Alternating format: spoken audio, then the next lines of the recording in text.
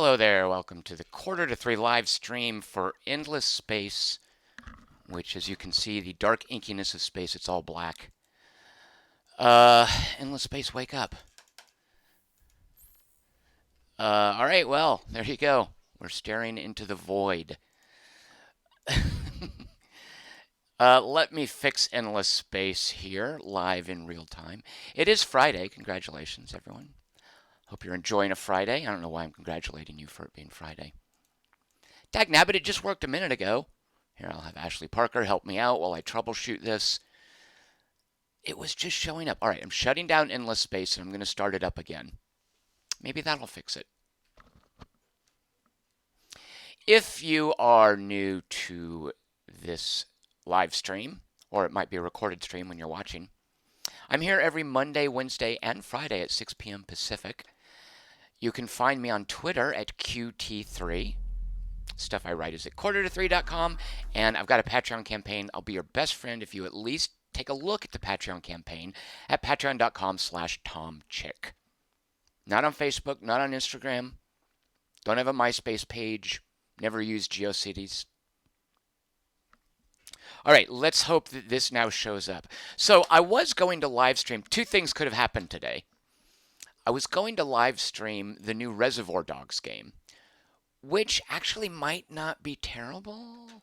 It's a twin stick shooter. There we go. Hello, Endless Space. Happy to see you. Thanks for joining us. All right, Ashley Parker, thanks for your help. That was Ashley Parker from the Washington Post. I was going to live stream Reservoir Dogs. Oh, yeah, and I was also going to tell you, if you would like, on Wednesdays, we take requests. I will live stream whatever you like. So if you have a request for Request Wednesday, just write into the chat here, I vote for, and the name of whatever game you'd like to see me stream. Alternatively, you can type into the comment section for any one of my videos, I vote for, and the name of any game you'd like to see me stream. It has to be on Steam, or it has to be something that I own for the PS4, which is basically most of the big games. All right. And Chris Markinson, if I could trouble you to, yes, and thank you. The ever helpful Chris Markinson in the chat channel will log your vote. I will try to give you a verbal acknowledgement as you vote. Always happy to live stream more Endless Space, by the way. So I was going to do the Reservoir Dogs game, which is a twin stick shooter. Dagnabbit, Endless Space, you're not all the way into the frame. Oh, Endless Space, what are you doing? Oh, wait, is it? Shoot, because, yeah, you guys are only seeing part of the dang... Oh, good lord. Maybe I will be live streaming Reservoir Dogs. Yeah, because let me just see if I start a new game, if it behaves. Can I drag these? Oh, wait, what is that doing? Oh, yeah, okay, watch this. I think I'm fixing it. There, let me see if that fixed it. So I was going to live stream Reservoir Dogs. It's a twin stick shooter. You do heists.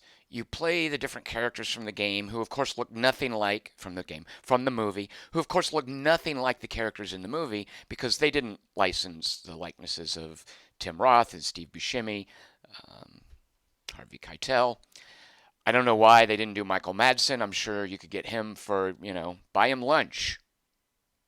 Look at the kind of movies he's doing. You can put his likeness in the game. But they didn't do that. But that's okay. Instead, they made a twin stick shooter where each character has a mildly different ability. It's not quite as asymmetric as something like Monaco, another heist-based game. But it's got since you're controlling your whole team, it's got this weird time rewind mechanic where you play a little bit for a few seconds and you shoot some dudes, and then you hold down a rewind button and jump into a different character. And then that character drives around and shoots dudes, while the character you previously played goes through the recording of what you just did. And they've got puzzles, and you get ganked by a bunch of cops who jump you, and you have to fight all of them at once. So I don't know if a live stream of that would have been really frustrating watching me try to figure this out. So maybe that will be pending later. So while I was looking at that, I was like, I really would rather play Endless Space 2. So here we go. More Endless Space 2. I'm going to try, and I'm already failing at this, to do a lot less Tom-splaining and a lot more playing. So we're going to have 8 competitors because there are 8 races in the game. I have been playing on hardish. Normal is the most fair, but here I am, Tom's planning. We'll leave all these things kind of normalish. We'll do a random galaxy shape. Now, here's the hard part. What race do I play? The ones I know best are these guys, and these guys. I should get out of my comfort zone. Let's do these guys, who are kind of the money makers. Yeah, so they're predisposed to get money, and their ability is they can buy colonies. Sam Healy voting for Bloody Boobs. Let me tell you guys, a vote for Bloody Boobs probably way better as far as a stream would go than a vote for Porn Tycoon. That's true. So the reason we're going against 8 competitors is because there are 8 races. It does go up to 12, but we're just going to do 8 so we can have one of each faction. Make sure nobody's doubling up. Wait a minute. So who is not represented? Nope, there's the humans. Shoot. Horatio, right? There we go. All right, we have one of each.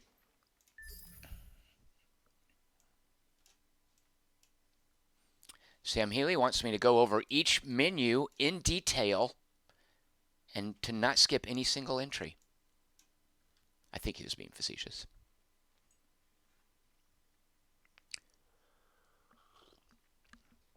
Ah, yes, Tom MC says that Reservoir Dogs is interesting. He doesn't know if it lives up to Super Time Force.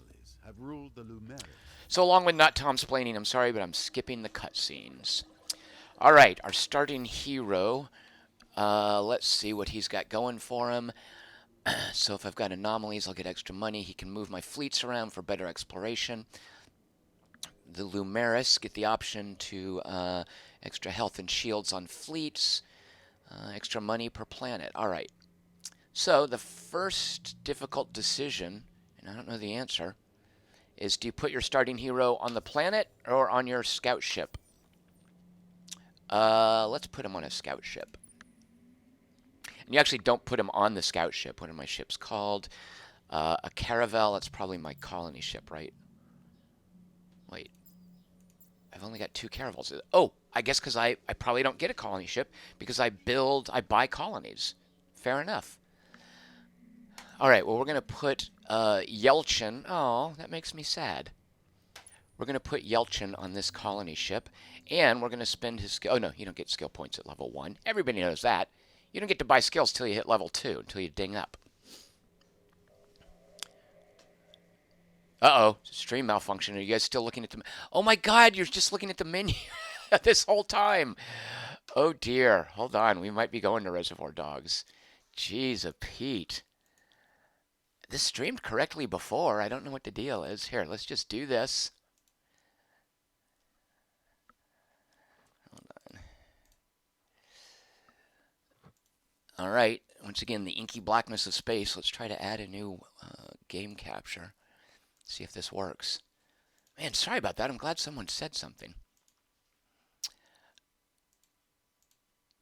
All right. Endless space, are you going to behave now?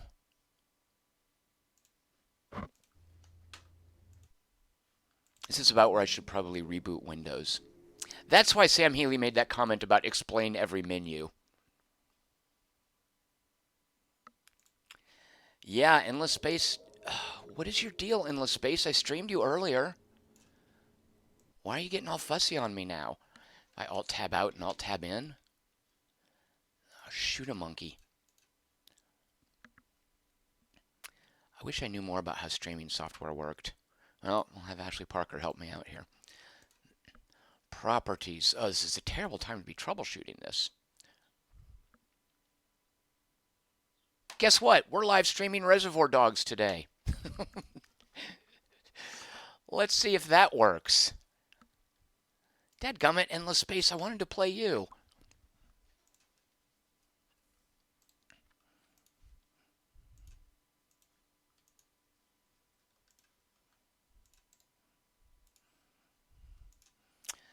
All right, everything I said about Endless Space, ignore that because now it is time for, assuming it works,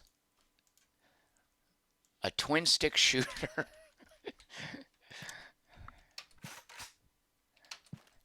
Oh, shoot a monkey. Dagnabbit. No, I can't. Get out of full screen. Oh, wait, hold on.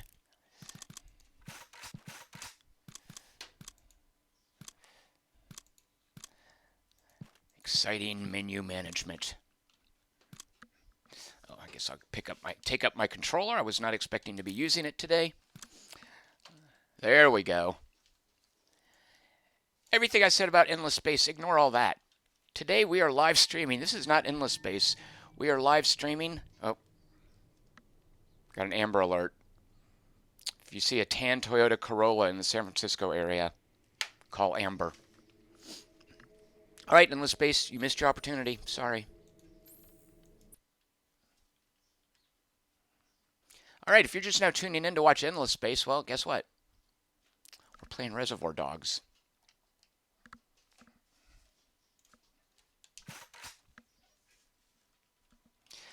All right, this is not Endless Space. This is Reservoir Dogs. Fred Uwe voting for a soccer game. It'll be super exciting for everyone, especially me, because I love soccer. Can't get enough of soccer. All right, so here are the different heists. I've done No, wait, what's the one I did? Yeah, I did Rosie's. So there's Rosie's Diner, and right across the street, a diner called Back to Rosie's. It's kind of a dick move, marketing-wise, doing that to your competitor. I did Rosie's Diner before. That's the tutorial. I got a D-, as you can see. So let's see. The next one that's unlocked is the Purple Palace. Mr. White is the leader. Mr. Brown is required. I guess later on you can pick and choose who you want to go on your heist.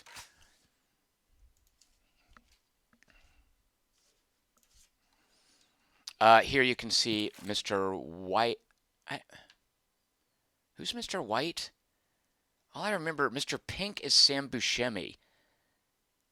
Is Mr. White Michael Madsen? You can see his stats, speed, presence. Mr. White knows how to control the crowd. Civilians will cooperate. Okay, it's got to be Michael Madsen. And then Mr. Brown.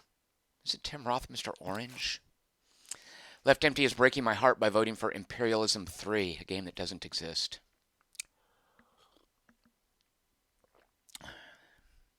Mr. Brown, strong arms. He ignores weight penalties. I don't know who that is. All right, let's play.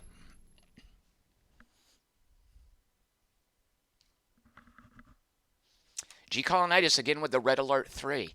G Colonitis, those games are terrible these days, aren't they? They can't hold up. Except Command & Conquer Generals. All right, there's some backstory. So look, I walk here. Now how do I get the other guy? Well, I rewind time. And now we walk together. See, isn't that sweet? There, I just solved a puzzle.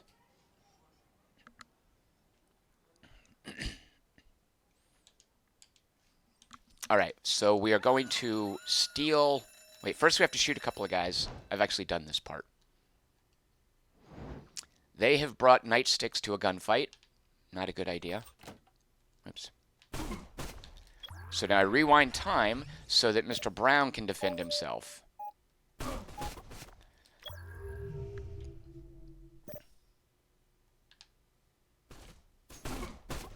Then I rewind time.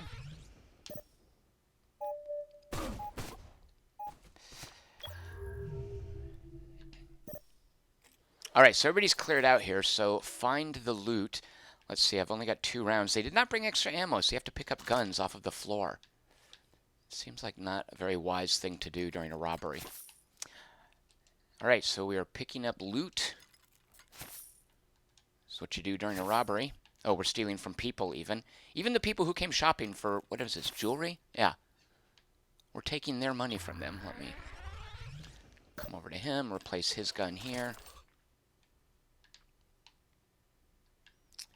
I don't know if you can see, but it looks like I can't quite tell the yellow highlighting versus the actual graphics. Oh, here we go. That makes sense.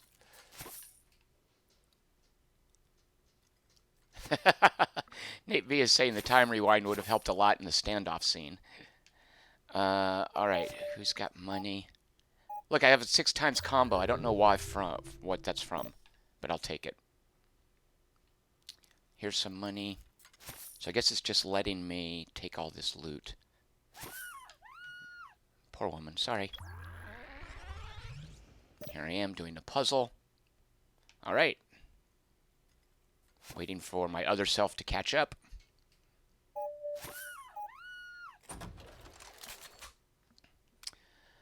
I like that they're bringing nightsticks. This is like that scene, that lobby scene in The Matrix. Look, the same layout.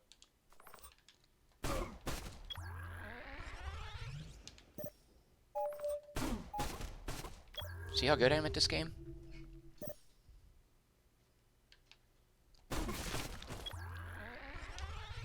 Okay, now they're shooting back, so...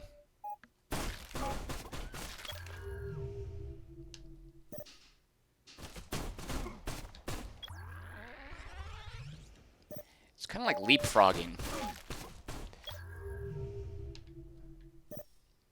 Like Overwatch. Not the Blizzard game, but the military tactic. Oh, I'm out of guns. I'm out of bullets. You pick up a gun. And then you pick up a gun. Alright. Oh, wait. He's got a gun. Ah, look at his health. What? I don't like that.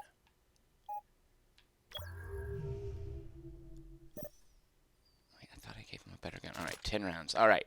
Let's steal some money. Is that all the money there is in here?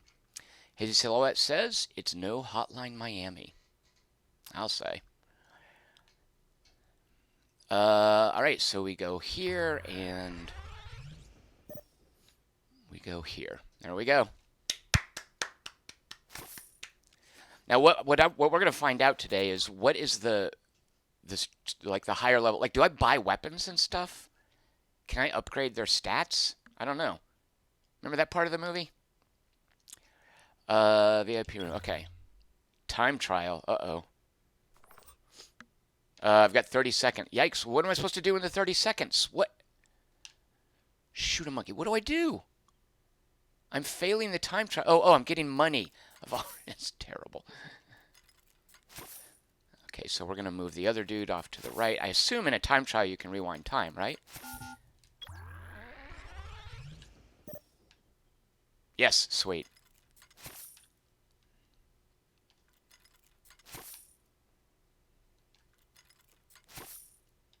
As you can see, I'm really good at this game. There we go. Right? Haha.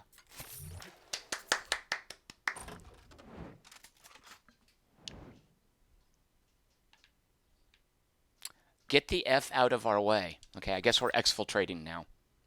I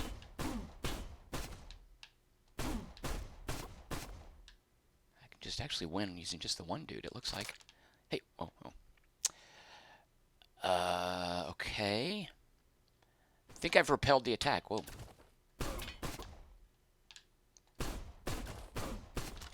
Yeah, see how good I am at this? Let's get a new gun, because we're down to fists. And let's bring our buddy. I can't leave without my buddy, Mr. Brown. Wait, what? This isn't how it played out. What the heck? Oh, actually it is kind of, isn't it? So will I create a time paradox if I kill these guys before the other character did? Alright. What is he? Oh, there he was, shooting at someone who existed in his timeline, but who I took out. Left Empty votes for rebooting Endless Space to give it another try. Well, let's do this, let's finish the Pleasure Palace, or whatever this thing was called. Effing pigs, do they always have to call for reinforcements? Yes, they do. I believe that is, that's playing by the book. Always call for reinforcements. Shoot a monkey. Dagnabbit. Alright, well, that's not optimal gameplay there. Oh, shoot, I need a gun. Alright, I'll punch you. Dagnabbit. Alright, let's restart a checkpoint. Left Empty says it won't create a time paradox when you shoot someone who's already been shot, but it will waste ammo.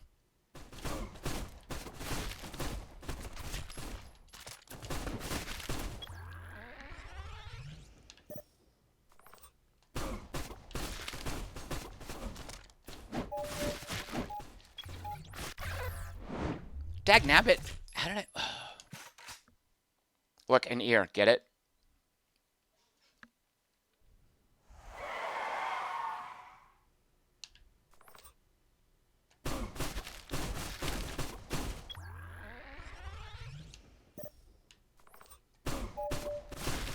So this is like Braid as a twin-stick shooter.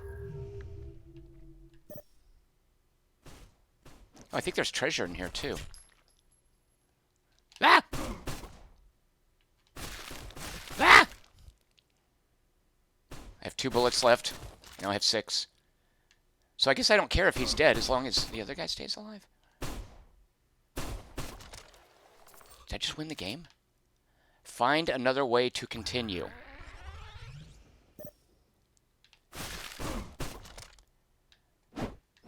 So I'm not clear how the... Ah! No, don't shoot me. No, hold on. Duck, how do I crouch? How do I crouch? How do I run? Oh, you do run. There.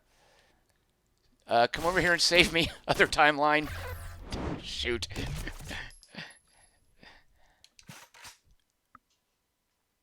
A choice between doing 10 years or taking out some stupid MFer. I have to get past this before I go back to endless space. You guys know that, right?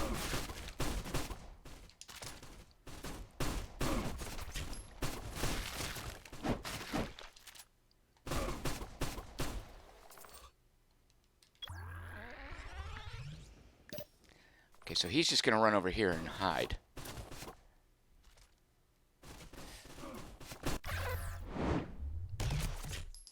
What? I don't understand. I do not understand parallel timelines. JC Lebedev wants to know, why does this have Reservoir Dogs branding? JC Lebedev, because it's more likely to... It got marketing. People won't buy it otherwise. They're not just going to buy random twin-stick shooter with time travel gimmick.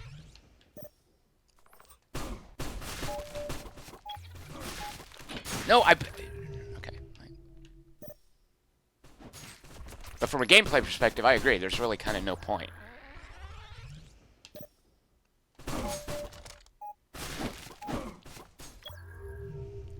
Okay, I'm running out of guns here. Oh, I got an achievement, by the way. You'll be glad to know. There. Did I just win? Yes. Sweet. I'm really good at this game. Okay. Was there money here? You'd think there would be some money out here. I guess not. Do I care about regunning everyone? Who in Reservoir Dogs has the healing kit? I guess that's one of the things we learned from Reservoir Dogs is that there is nobody had a med kit. The movie would have unfolded very differently if someone had a med kit. All right, presumably this will get us out, right?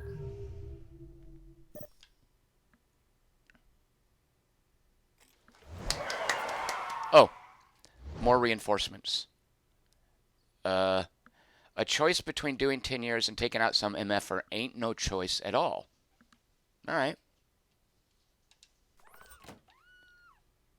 Keep advancing and eliminating your enemies. I guess I couldn't go out the other... What's this? Money. Yes. And also keep gathering loot. Oh, that red arrow is probably where I need to go. Oh, a shotgun. Look. Let's actually not give the guy with no life the shotgun. So what if I loot this? Whoa, whoa, whoa, whoa. All right, come around here. I'm really good at this game.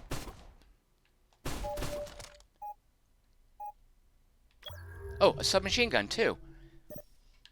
See, you thought this game was all pistols. Well, guess what? Okay, give him the shotgun. And how do I single out the submachine gun out of there? I know I can see one. No, I want to get this submachine gun.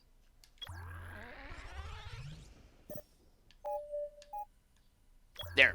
No, stop!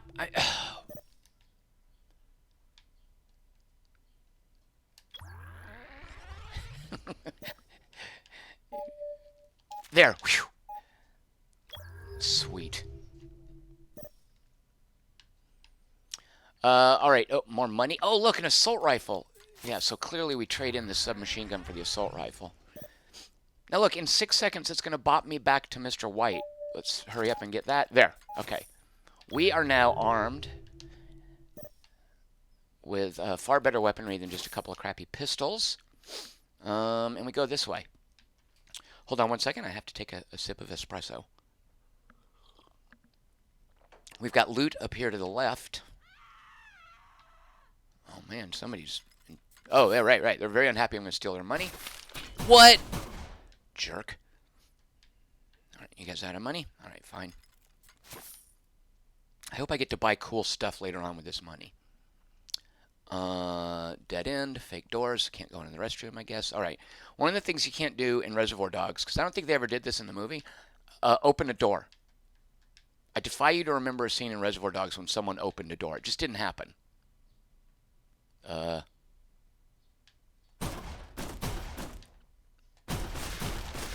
What? Oh, I somehow ran out of ammo. All right, let's bring him in with the assault rifle.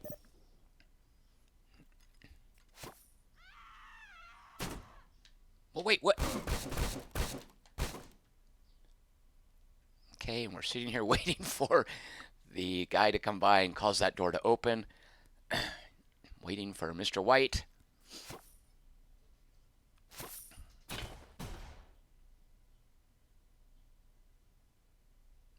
Got 30 seconds. Come on, Mr. What are you doing? Quit faffing about and get this door open for me. Oh my God, you can't go in there. We already established that.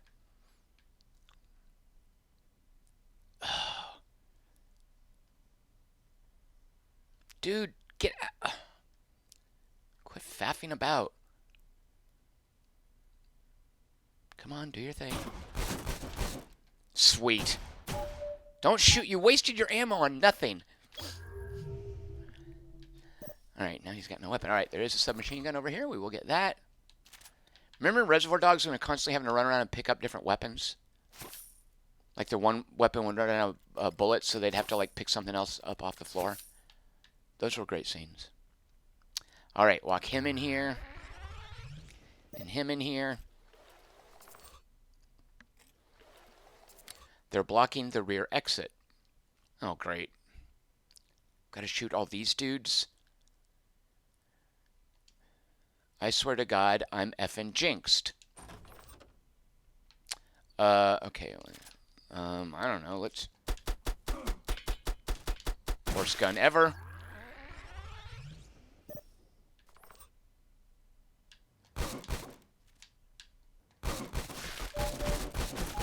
Ah! All right. You like being a effing hero. That line attributed to Mr. Pink. All right, let's try to optimize a little bit better what happens here. Oh, they're going to wait on me? All right, fine.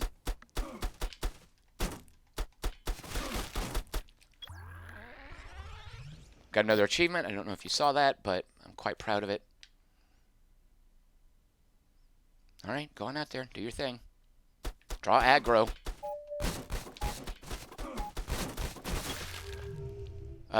Did I do good? What? I feel like... No, someone died. Ah! No, don't come in here! Oh, come on, what? Oh, I just walked right into him. Left Empty says, this is so sad. Oh, I think he means the gun sound. S, you shoot me in a dream, you better wake up and apologize.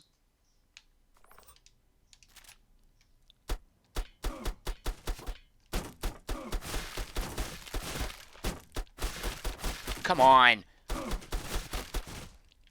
It's just further reinforcing that there is no situation in any video game where a submachine gun is useful. Alright, so I just do this now and keep him alive. So you just hide here and make sure you don't get killed like you did previously.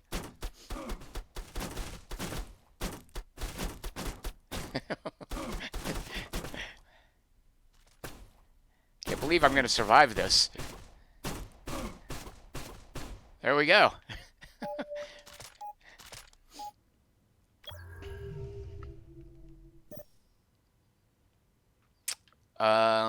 Eliminate the problems. Well, of course. Let's do that. Okay, we have a submachine gun with 1 round in it. All right, let's eliminate the problems. Do I have a map? Ah, there's a problem. So basically, this is kind of making more sense. You have a lead and a backup. And the lead sort of advances the map progression and triggers aggro and whatnot. And then you can bring in the backup to help him manage that, right? That's kind of cool. Okay, so I'm going to wait for the time to catch up. All right, so now the lead, Mr. White. Let's just see if there's anything. Take out this side, and then we'll have Mr. Brown get this, flank this little dude over here. Let's redo that. Can I redo? Is there takebacks? If you can rewind time, can you do takebacks? I don't know. Did I just screw up? I'm just firing randomly. Okay, well, that didn't work out. Say hello to a MFer who's inside. That was me. No, come on, back here. Dagnabbit. Oh, I'm so angry.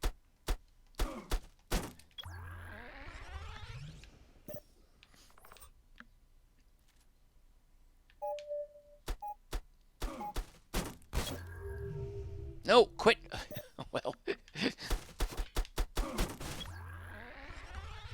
Got another achievement.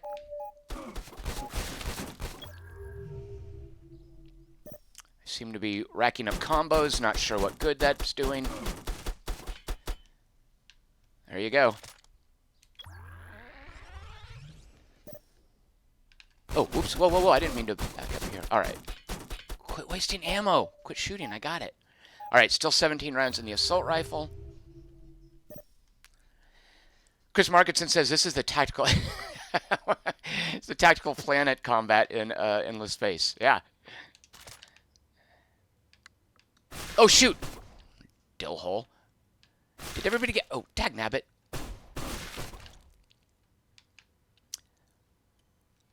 Alright, good. Here we go. Let's get this gun. Alright, so we are back up here. Let's just not screw it up again.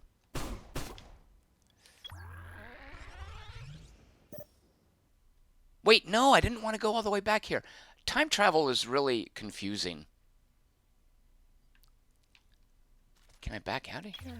Oh, yeah, yeah, there. Okay, to just fast forward through it.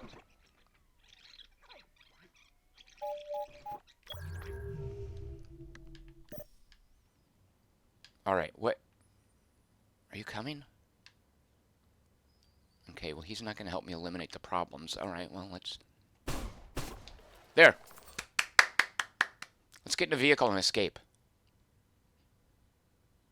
Oh, wait. Here we go. Richard Holt votes for Distant Worlds Universe. Wonder how well that game holds up. Nate B is making fun of me for... Whoa. Is making fun of me for unintentionally quoting Looper. What did I quote in Looper?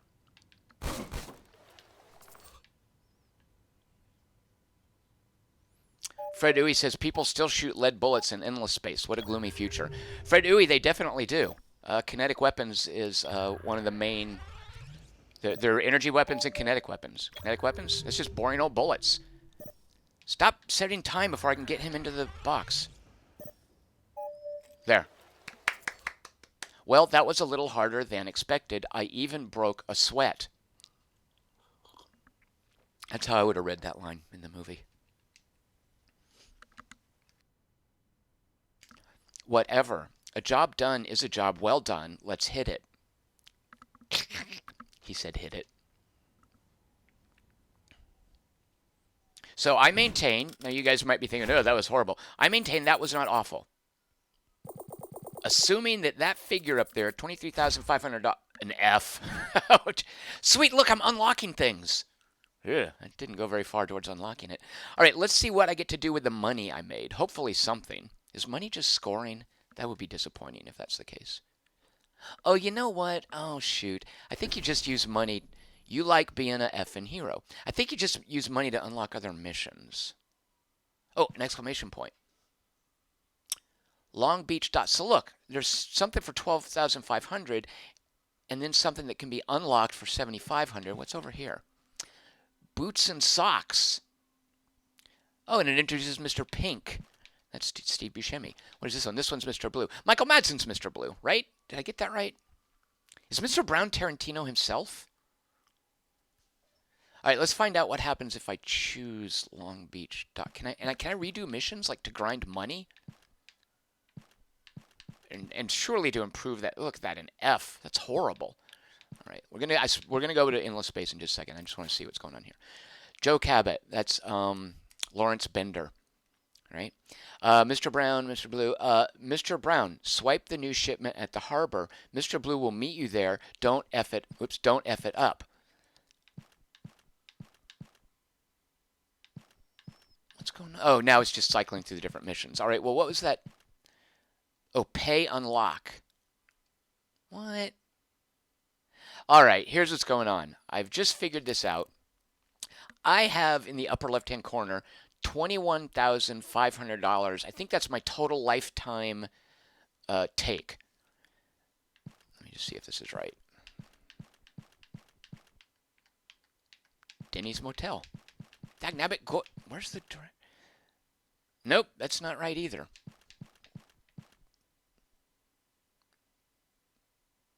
What is that $12,500 figure?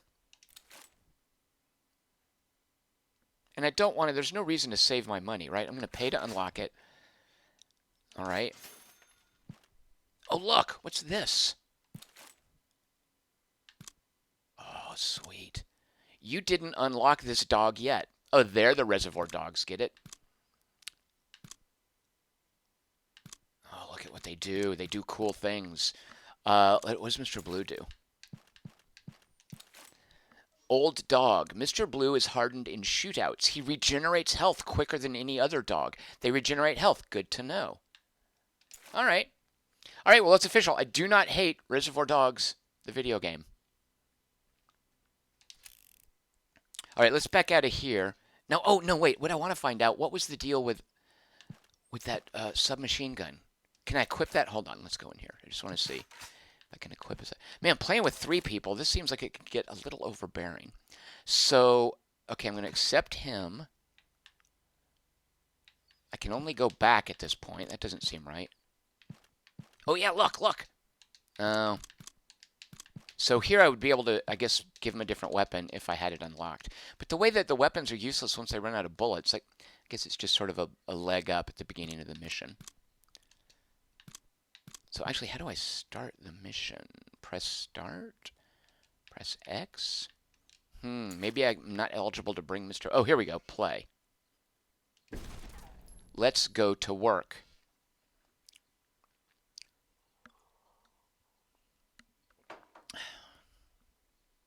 Here we are going to work. Huh. So this is the harbor. This is friggin' big. They said friggin' because this is PG-13. Joe wants me to find... Oh, we have to go find Mr. Blue. What? I don't even have a gun? Oh, this is the civilian part where you walk around. Now you have to talk to every one of these NPCs. All right, there's going to be a bridge or something. All right. You know what? Let's just go see if we can get in the space to work. So, Reservoir Dogs. There you go. I officially don't... Oh, hi, Mr. Blue. Wait, how does it work with 3 characters? Because I think at the end you have all the characters.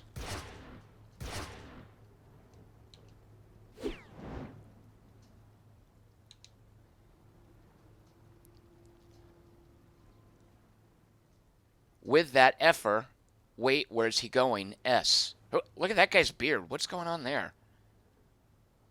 Yeah, they just had...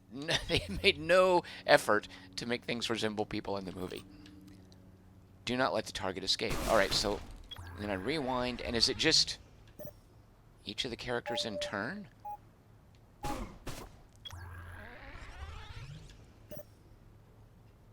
Yeah, look. Wow, okay. So this could be either really gratifying or really annoying. Huh. All right, let's get out of here.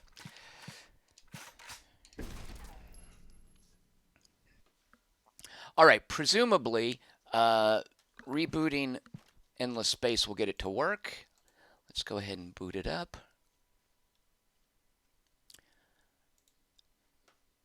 Some of you might know I actually recently got a Vive, I don't even know how to say it, a 3D, a VR rig.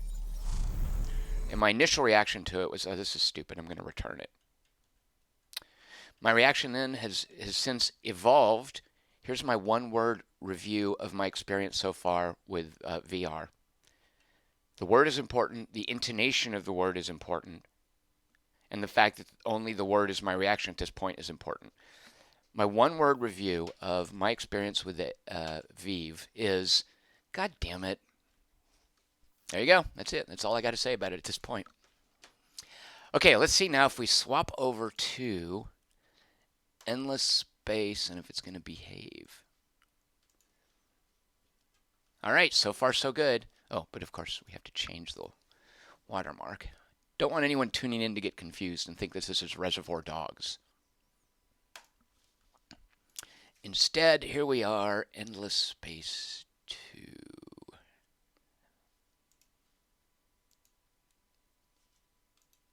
All right, everything's in order. This is going to work flawlessly. Let me also close out Reservoir Dogs because we are done with that for the time being. All right, new game. Where were we? Well, we're going to play, yeah, these people. I think everything's the way I said it, right? Yeah. We're just going to barrel through the settings, right? Here we go. Lord Kosk wants to know if I've fallen down. I have not, but there is something that I just flat out was like, nope, I'm not playing this anymore because of a Vertigo thing. There was a game, I forget the name of it, but you fly around, you're in a spaceship, and you're at a console, and you do little mini games to harvest fuel from planets, to look for where the fuel is and to harvest it. But amongst the mini games, you have to run around and do repairs in the ship as things break down. It's like FTL, you're trying to get to the other side of a map. You move one system at a time, you get fuel, you deal with things breaking down. Anytime you have to go back into your ship to repair either a probe or a mining rig, it puts you in the middle of a huge hangar. Because this probe and mining rig, they're like the size of, the Apollo 11 rocket or something. And it puts you at the very lip of a catwalk way up high in the hangar. And you just teleport there suddenly. And it is nausea-inducing. So although I like what they're trying in that game, I immediately, after trying to play a few times, I was like, nope, there's no way, I'm not sticking with this. I just backed out and uninstalled it. But no, I have not fallen down yet. Haven't gotten sick. Whenever I play Dirt Rally, I get a stomach ache, but I like it so much I keep playing. It's like when you're eating something really sweet that's really good, and you know it's giving you a stomach ache, but it tastes so good you don't care. That's me playing Dirt Rally on the Vive. Okay, so this guy we have decided to put on a ship. Doesn't matter which one. We'll put him in the first Lancellum convoy. Don't know what that word means.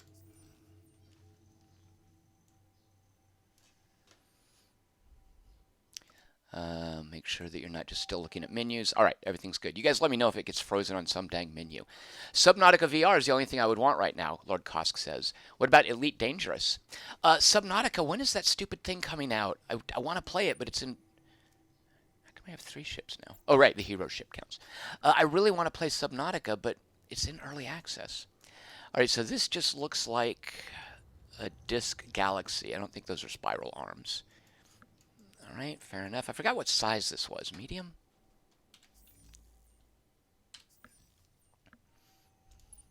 All right, so explore up there. We will send this guy to explore down here. Found a black hole, which won't do me any good unless I expand my influence out there, which can take a while. Procyon. Now let's get some tech going. And good lord, I don't even know what... Oh, and what's my... Yeah, I buy colonies. So we definitely want gold. My population. All right, they make more gold on fertile planets. There's no other fertile planets here. Shoot. All right, let's see what else. What is this population? The Gnashed. Extra damage done to attackers during ground battle. So they're basically fighters. All right, so they must be like the muscle. The Lumeris is the money, and these guys are the muscle. All right, so you, of course, want a drone network and a cerebral reality first. And, all right, so researching. Oh, shoot, I should have explored these before I left. All right, so what do we want to research right off the bat? We have these two. Which one is that? Oh, we want to check for laws, by the way. Oh, I don't know. I guess this so we can move freely. That'll take 10 turns. All right. Lord Kosk says Subnautica's release was moved to September. Oh my god, are you serious?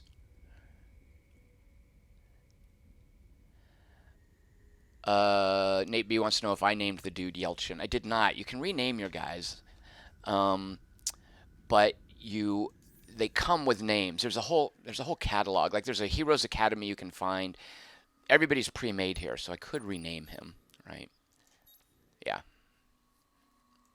But because they're pre-made, and do they have, so is this special ability up here independent?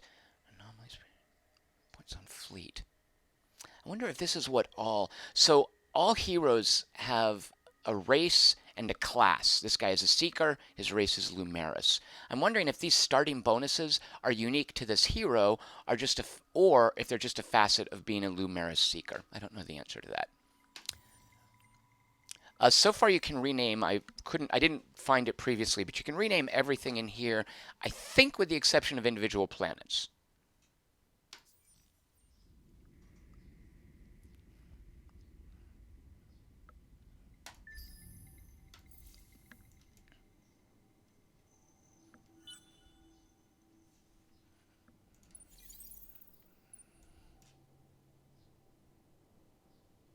All right, so one of the cool things, we can use our probes to explore these, which will give us stuff, but alternatively, and I've come to the decision that I think this is a better use of probes early on, you can just send them in different directions that your ship isn't going to drive. So you can sort of peek down those lanes while checking out another lane. So we'll do that, and we'll do that, and then we'll actually have him go. Oh, these guys have 3 probes. When did that happen?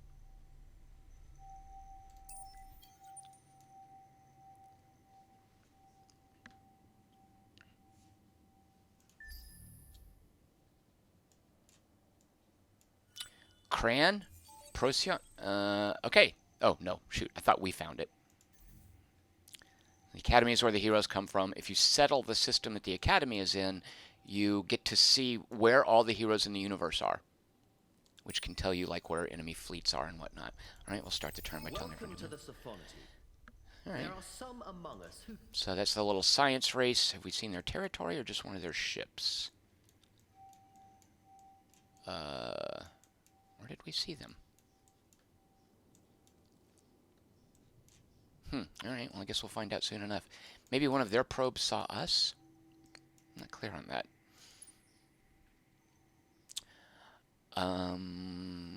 Let's go ahead and just peek. So one of the things that I found annoying is when you click, if I just want to look at this system, when I click on it, hey, I didn't mean to zoom into that planet. What? It does a cool thing. I actually approve of this. It's showing me a little cinematic of all the planets here. It's going to play through each of them. So I can't settle there. It does have a couple of curiosities on it. Really good for industry. The hotter planets are good for industry. Colder planets are good for science. That's a sort of a generalization here. Gas giants, I believe, are really good for science also. Super spuds. There's a luxury now. There are, I think, 24 possible luxuries in Endless Space 2. Only 16 of them appear in each game. And luxuries definitely have unique properties. Now, what we can do, because we want to start grabbing any of these colonizable, we definitely want to start buying these. Savannah is probably the closest. Arid, I think, is, let's see what it's going to take for us to live in savannas. Oh, baronic shielding, it's what we're researching. Perfect. All right, so once that's researched, we can buy a colony here. Ecologist factions, such as the Horatio, I think they're ecologists, they can settle any non-gas planet from the get-go. Speaking of which, let's see if I need to mess with any laws. As a pacifist, what's my default law? All right, so I get a nice production boost if I'm at peace for every empire with which I'm at peace or in an alliance. Which, so by the way, can we go ahead and do that with these guys? So we're at Cold War with them. Let's see if we can boost up to peace. All right, so I'm going to suggest peace. I'm going to ask what they want for us to live in peace. Oh, I think they liked it already. I could have just submitted it. The problem is it's going to cost 141. Do I have? Yeah, I don't have enough influence. So once I get 141 influence, I can set up a peace treaty with them. That will kick in my pacifist ability, which will give me a plus, what is it, peace, plus 15% on pretty much everything, which is sweet. Now I have room for one more law. The reason I may not want to implement it, though, oh, these laws have no upkeep, so my other pacifist, my precious, so this generates more luxuries. I don't want to do this though because it's going to sap my the more people I have, the more of my what is this purple stuff called, influence it's going to take. So I don't want to burn influence on laws yet. We're going to save that up and try to get peace going so that we can get our resource bonus. And then you. Oh, so anyway, it showed that cinematic. Now every time I click on it, it just takes me here. But if you interrupt the cinematic, whenever you click on it again, it's going to think you want to see the cinematic, and it's going to play that. At first, I thought that was some interface issue, but that's not the case. All right, we're going to be able to live on one of these savanna planets. Let's see what these things are that are revealed on them, and maybe it'll weigh our decision which one to buy. It has an anomaly, propitious seasons. I love the vocabulary of the guys at Amplitude. Propitious seasons is extra happiness and extra food. We can see here, so this will accelerate growth. We're going to have him wait here and for his probes to regenerate so we can check out both of those planets in their entirety before deciding which one to settle.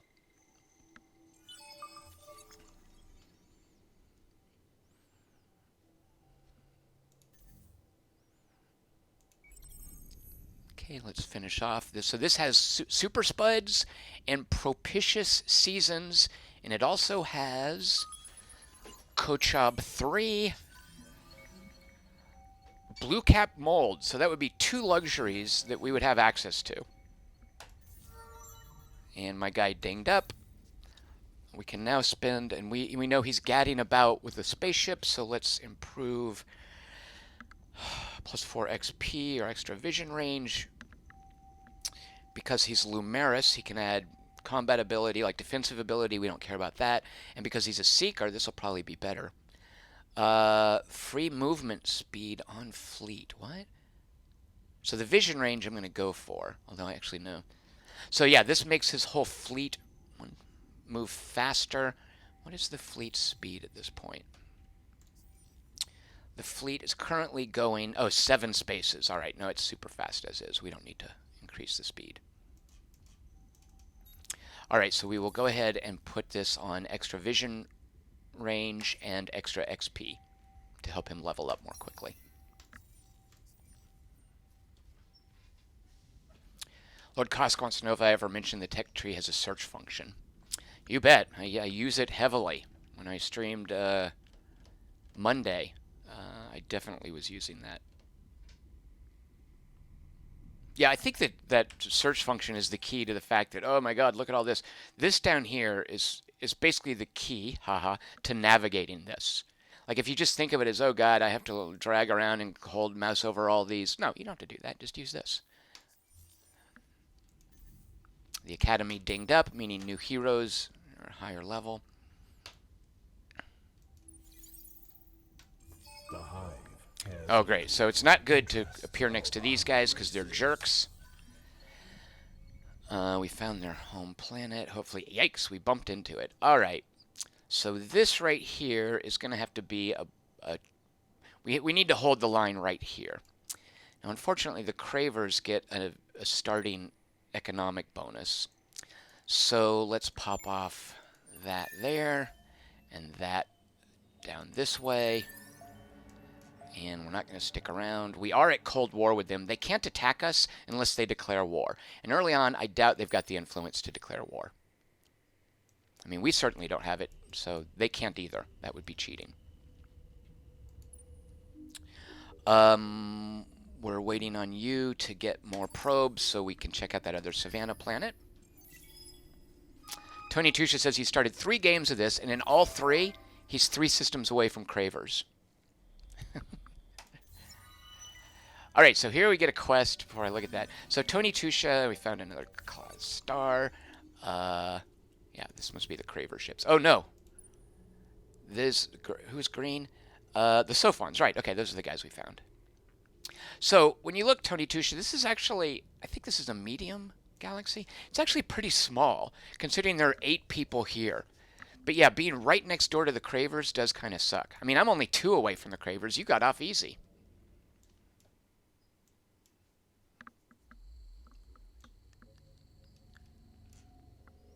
All right, so you know what? We'll get. Oh, okay. Let's watch the little. I actually like these.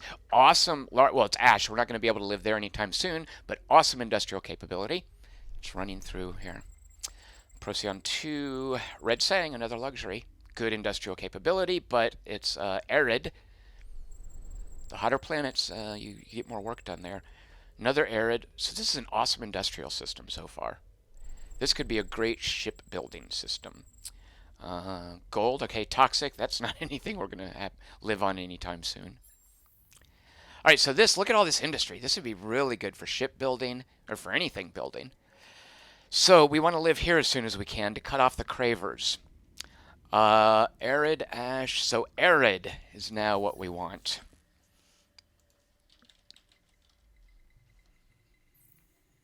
All right, so I'm actually going to switch over to start researching this. And if you alt-click, it moves to the head of the queue, and then I'm going to just finish up that afterwards. Wait. There. So 10 turns. All right, so we just need to grab this, and we're going to hold the line here. Fortunately, it looks like there's no approach to us from this side. I'm assuming this goes around here. So until they research baryonic shielding and can move freely, they're not going to be a threat for us as long as we can hold the line here. And playing defensively in this game is relatively easy, I've found. I say relatively easy. Watch me get my butt kicked now. All right, so we're basically waiting 10 turns. Right. That's these little things that we're finding, that you can't build anything there, but if your borders extend out there, you get a cool bonus. Black holes are research, collapsing stars are, I think, happiness? No, influence. So actually, let's fly him down. You know what? Let's just check these out. Lord Kosk wants to play Horatio in his next game. Alright, so we're cut off by the Sophons over here, the Cravers down here. Horatio is cool for how they can do their gene splicing stuff. Oh, right, okay, so here's our first quest. Backstory, backstory, backstory. More promise. I actually like these, but I'm not going to sit here and read them in front of you guys. I'll do that on my own time. So do we want to assimilate a minor civilization? Not likely at this point. And get Red Sang. We do have a source for that nearby. Do we want money? Be present on at least 5 planets. That's going to take a while. Or do we want titanium? Discover 50% of the systems in this galaxy? That normally takes me quite some time. All right, I'll go ahead and do this one.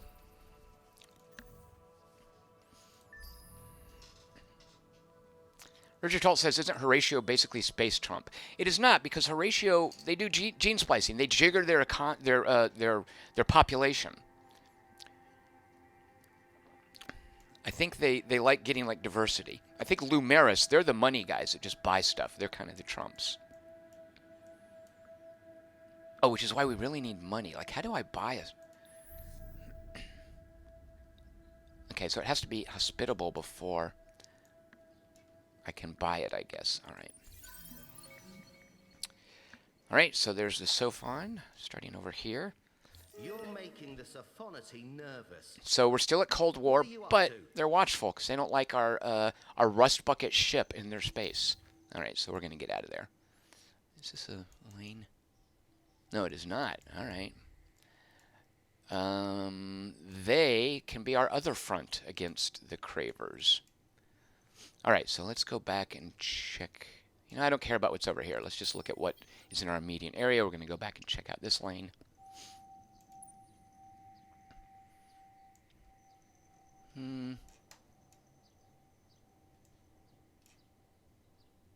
Okay, let's just pop this off like there. And then we're going to move back here and start investigating the curiosities here.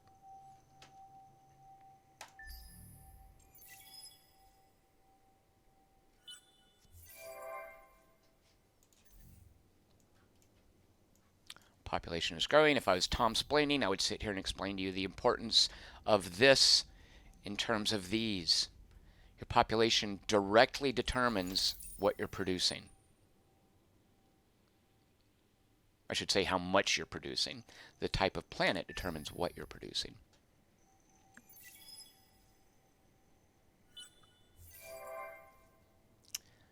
All right, so we got our little starter buildings here. Going to get money. What is infinite shopping? Okay, this is just happiness. If we get super deliriously happy, I don't know what the threshold is. If we get ecstatic, we get a food and influence bonus. All right, but we don't have the tech to make anything else, so I guess let's just start building this. You know what? Let's make it.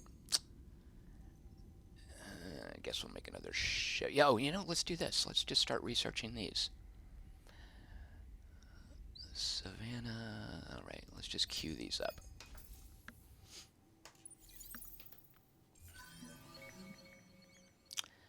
Okay, pilgrims. So with money, we can bribe them. Right now, we're getting 1 point of friendliness per turn. They are religious. They will give us extra research, which is good. So yeah, let's. I don't know how much it costs to settle, but let's go ahead and get this going. Let's actually find out where they are. Whoops. Yeah, so do they have a link to this? Oh, they don't, fortunately. Although the Sophons are about to arrive. Alright, well, hopefully we'll be their friends before the Sophons, because we could use that research bonus. The Sophons already have their own research bonus. Let us have one. Oh, it has been an hour. I am going to stream this until I get my first colony going. Until I occupy another star system and get that colony going. Thank you for the reminder, Chris Markinson.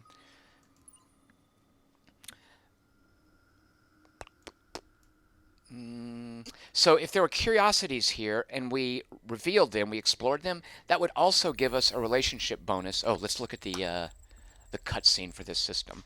Look at that in industry. So each of those hash marks represents 1 to 3 points of production per population. These hot industrial systems. More super spuds. Humerus incidentes. I don't know what that is. There's some science. Science is good on cold planets. Industry is good on hot planets. Sort of a rule of thumb. Humerus. Oh, no, that's a dense atmosphere. It's good for growing food. This Humerus incidentes. Oh, better science. This planet was inhabited by a highly advanced. All right.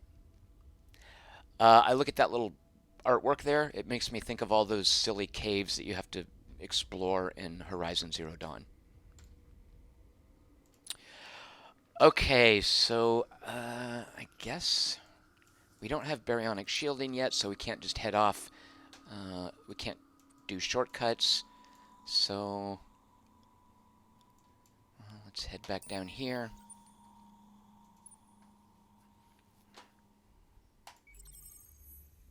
Here's our little Craver thing. We can't fight them because we're at Cold War, and nobody has spent the influence yet to actually declare war.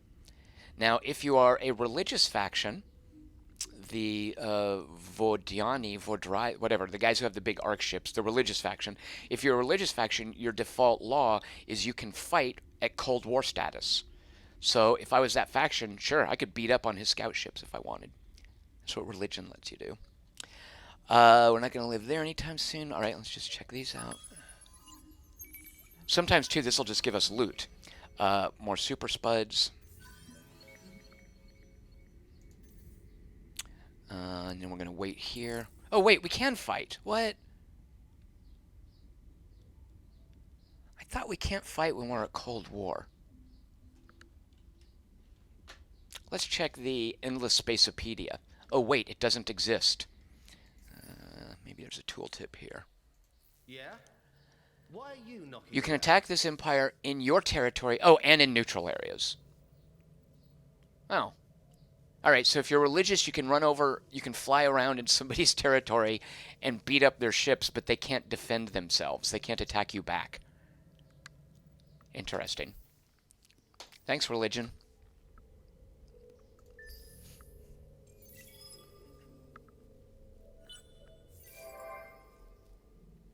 All right, so it's going to tell us. Normally I could click to see what did that do, but it's going to give us a little pop-up telling us what we found. I've never seen this, a special battle tactic card. So hostile fauna. All right, let's check out that battle tactic card. And this is probably the Craver Scout. Oh, yeah, okay, we met these guys. Church acknowledge you. Speaking of religious factions. Wait, what was that? Hostile fauna. Oh, right. So sometimes you discover things that are bad. Like this planet sucks. Look, it has hostile fauna, which does what? The tooltip isn't telling me anything. There we go. Wait. Oh, I have to mouse over the words. So poor soil means people are unhappy and it produces a lot less food. That sucks. The hostile fauna, they're good for food. They make science and unhappiness. All right, this is a weird planet. One of the cool things in Endless Space too is you can research technologies that will remove the negative effects.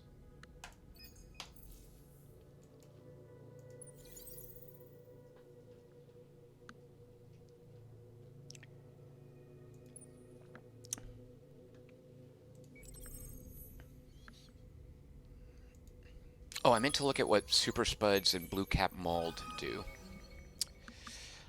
Oh, and let's look at my, okay, more XP for my ship. Long season.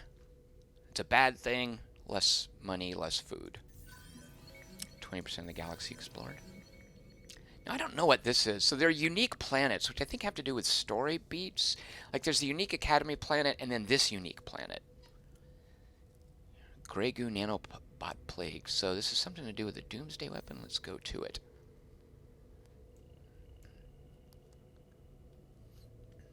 So we could settle it. I don't know. Oh, there's the cost for settling. 209, it looks like. I can easily afford that. All right, let's get these techs going. In 2 turns, we can seal off. Wait, what? How did I know about this way over here?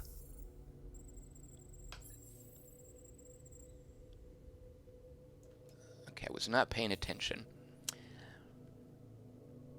Oh, I see. I had an event where I could see all the isolated. Isolated nodes are places you can't reach with a star lane. You need baryonic shielding. And that was just the one.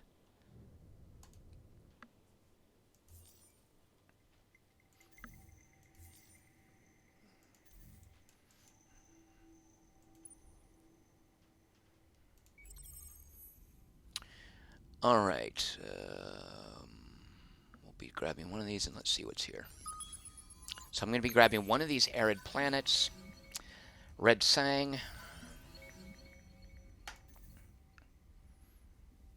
So it'll cost 209. So this one has Kessler Syndrome. An odd remnant of a past lost civilization. The upper atmosphere is full of drifting debris.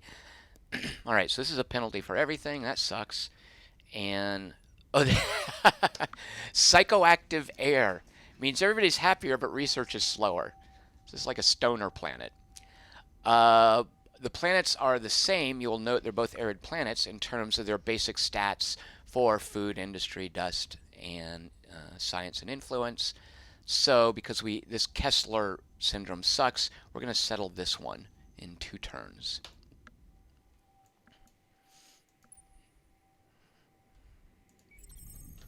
And then we're going to do this one. We're going to settle this one next once we unlock the Savannah tech.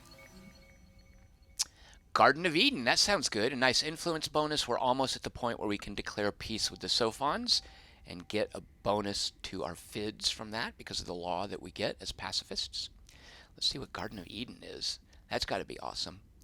Garden of Eden, look at that. Plus 20 happiness, plus 1. Look at all that. Oh, this is going to be my favorite planet. Kochab 4.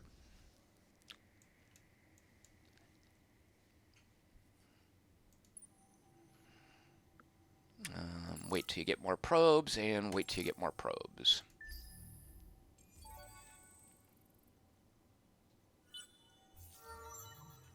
Ding.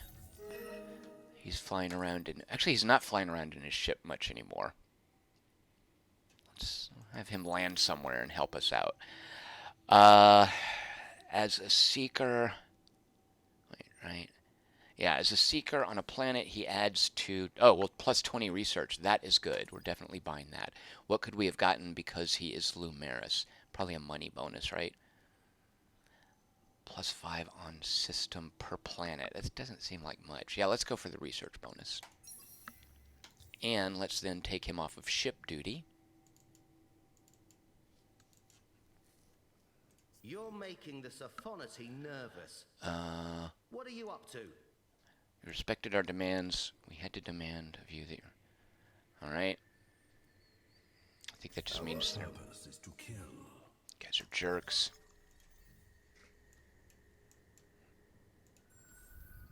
We are going to have our dude land... Wait, come home.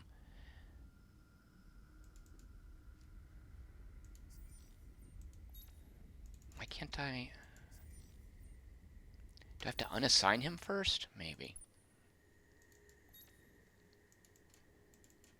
There's assigned as an admiral on a fleet.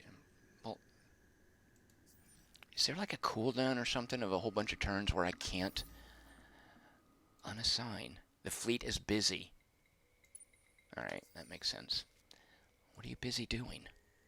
Oh, let's see if we undo this. Then I bet we can assign him. If I was a game developer, that's how I'd make it work. There we go. Alright, so while the fleet had orders, I couldn't pull him off of there. Alright, so... Go back to giving you orders to wait for your probe, and wait for your probe, and here we go.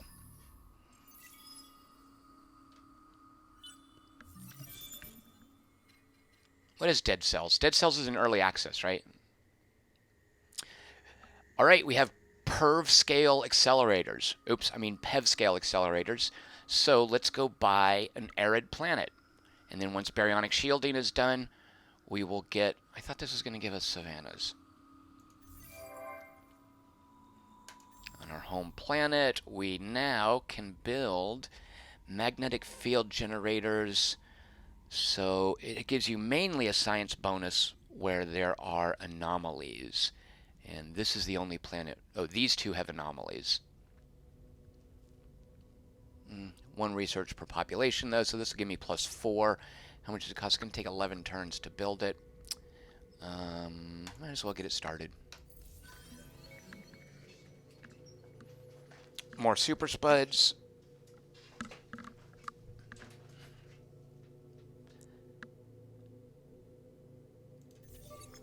Dead Cells is a roguelite game, Fred Uwe says. I'm on board. Oh, no, it is early access, right? I think that might be why I haven't looked at it. Oh, early access, so annoying. What are these? Why are there spiky things? Oh my god, no, you jerk! Look. Alright, so here we now have to do the race. Which one did I decide? Yeah, we want psychoactive air and not Kessler syndrome. Alright, so here's the race to see who can grab it first. I think I can beat the... The Cravers get an early resource bonus, though. It goes away once they deplete their planets, but... Alright, they probably... Shoot. So they're going to get it in 14.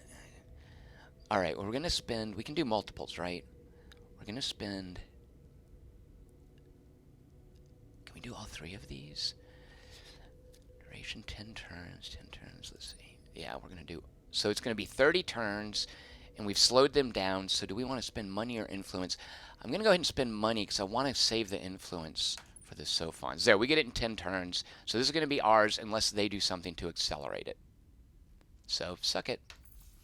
And let's see, how much does it cost to set up peace with the Sophons? Yeah? Why are you 141, so not yet. We're almost there. Next turn.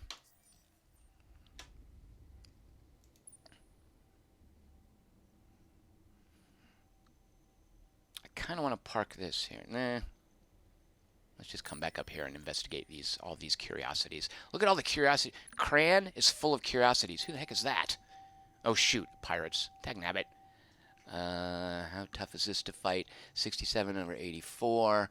My caravel cannot deal with that yet. All right, so we're going to have to run away and come back with 2 caravels. Actually, will 2 do it? Not even 2 will do it. We're going to get a 3rd caravel.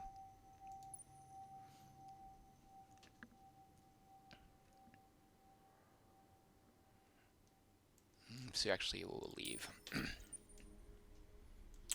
Now, what can suck is when pirates mess up your growing colonies. Hopefully, they won't do that. All right, so we're going to get 141 influence. We're going to spend it all setting up peace with the Sophons, which gives us, I think, a plus 15% FIDSI, which is food, industry, dust, science, and influence. So plus 15% on everything. Jerks, get out of our... How can we tell them to get out of our territory? All right, so just real quick, you'll note we're getting 17 dust per turn. Look what happens. Let's see. So this will mean plus 15%. All right, so it's not going to be that great, but overall, it does apply to everything. So that's awesome. So for instance, here's what we're earning. Each one of these is going to go up by 17%, by 15%. Assuming the Sophons accept. They're going to, right? They were going to earlier. Why are you knocking around? Shoot, now they don't... Jerks. Alright, let's see what they want. Maybe we can give them some super spuds. So they want some of our manpower. What do they want with that? I mean, okay, manpower is useful if you're building military stuff. Alright, I'll give it to them.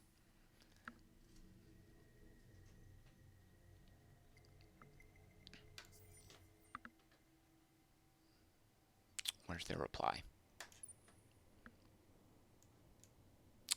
All right, let's... So we're going to have to get a 3rd ship to liberate Cam. So let's just park this here. Is there any... Yeah, let's go ahead and explore up here. Did they accept our proposal? No, I didn't log it. What the heck happened? I guess I hit the wrong thing. Shoot, all right.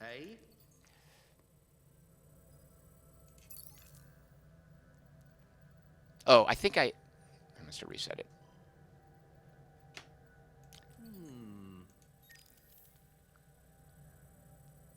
This is Donald Trump at negotiations. Misclicking things, doing the wrong thing.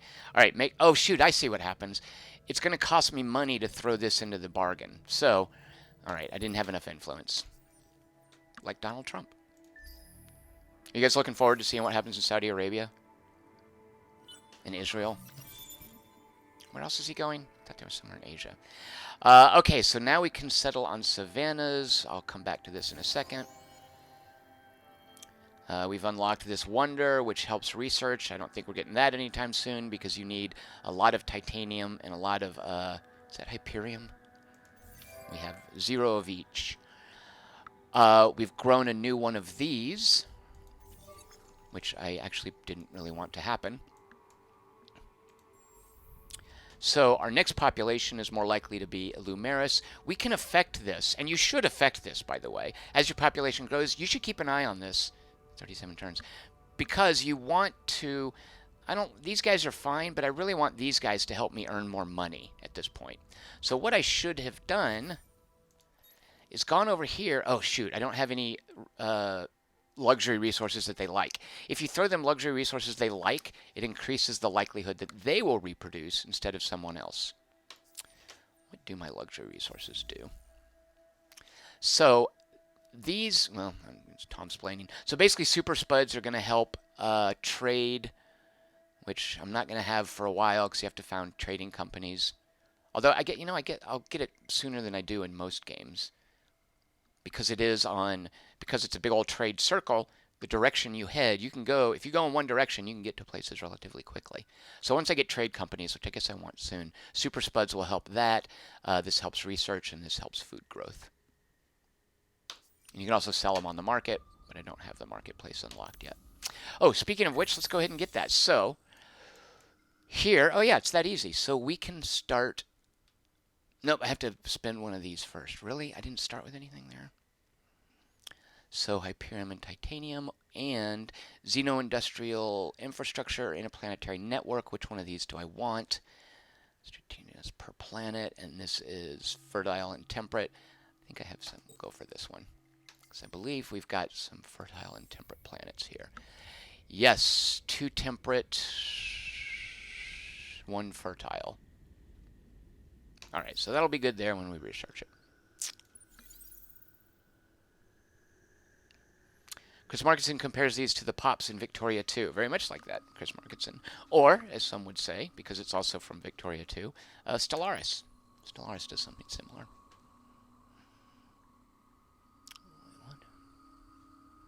Why are you taking me to here? Right, okay. Let's see what the... On Korchab, also on this desert planet, you have to unlock Arid before you unlock Desert. Oh, by the way, how much is this going to cost us? 325? I guess it gets more expensive based on how many you have settled. That's how the Vordiani work. The religious faction works. Nice. This is good to get. Oh, and let's check out that Battle Tactics card, which I found. So this takes Hyperium to build, but it's a good beam weapon. Only works at short range. Oh, nice. I don't know that I've seen this before. It reduces the accuracy of the ship that gets hit. That's really nice. And this isn't part of the tech tree, I don't think. It's only something you can find.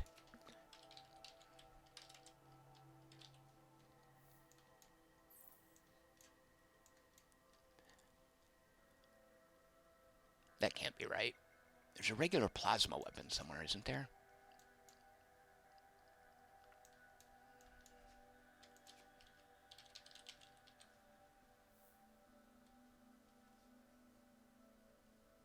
Yeah, okay, so I guess that's something you can only find, because I'm not seeing...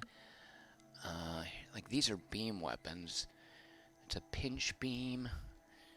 That is a positron beam. And it goes all the way up to an anti-gluon beam. These are lasers. These are slugs. What is this here? A phased beam. Lasers. So one of the iconography things you'll figure out is that these 3 solid lines are beams, the dashed lines are lasers, these dots here are kinetic weapons, and what's the icon for missiles? The icon for missiles, I think, is missiles, which I'm... Oh, here, and the icons for missiles are missiles. So those are the 4 basic categories of weapons.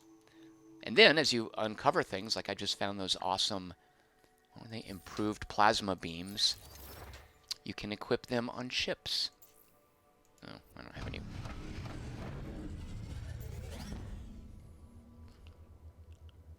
Yep, and I'll need Hyperium for it. Sweet. All right, well, that's good to know. Oh, and let's look at that Battle Tactics card that I found. What does that do?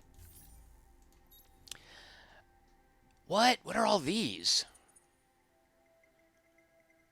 Oh, no, I have seen these. How come I'm starting with these? Or did I unlock them? All right. Well, here's the one I found that you wouldn't normally get. Plus 30% damage bonus when allied ships are destroyed. All right. So when one of your guys dies, you get really angry and do extra damage. Now, another super important thing, and I think I was completely clueless on this when I previously streamed Endless Space 2.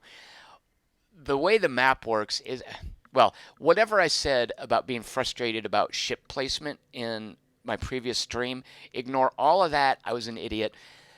This means all of your ships are going to be set to medium range, which, for instance, if I were using this plasma, here I am, Tom's planning, if I were using this improved plasma beam right here, you will note, I can't highlight the tooltip, you'll note if I put it on the ship, this ship only attacks at short range. So that battle tactic with these ships is terrible. At any rate, that's just some of the considerations that you have to make when you're building ships, when you're choosing battle tactics for specific battles. You would make a fleet specifically for medium range. All right, and then we have a caravel. What do you? Oh, right. Okay, and then you are gonna wait for another probe. Let's see how we're doing. Let me make sure they didn't do any sneaky things to accelerate their seizing of Procyon. We get it in 8, they get it in 12. Haha. And if it comes down to it, we can burn a bunch of... Should I save this? So they've already got money and manpower spent, but we're still in the lead. If they spend influence, I think I should save it. I don't know. We definitely want to make sure we get there before they do.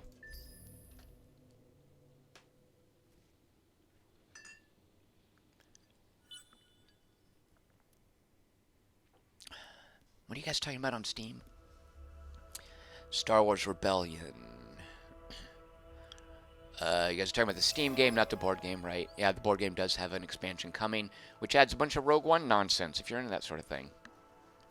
All right, we lost it, this what's called a deed, but we were never eligible to get it because I don't think we got the tech requirements for it. So fine, someone else took it. See if I care.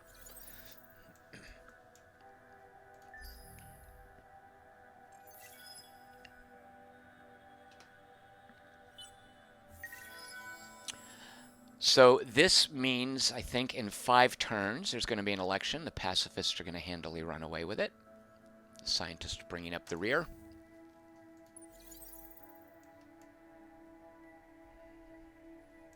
All right, let's see what we can see at Polaris. Here's our little cutscene. Look at the industry there. Oh, man.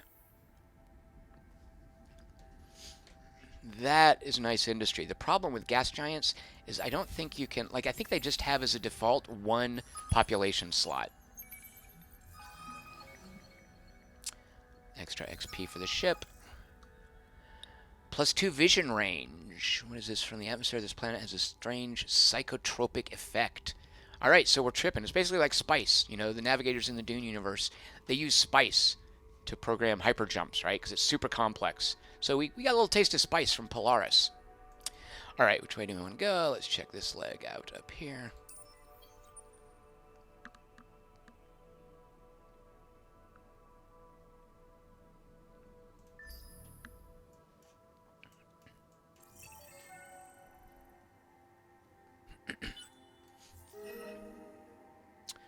Ah, good. So this is us, right? Yeah, it is our relationship. And we are now getting a bonus from them. I think they were the research people. Pilgrims is one of the races that another one of the factions starts with. Let's see, where were they again?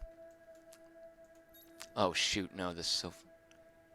Was that a message about the Sophons being super friendly with them? Dagnabbit.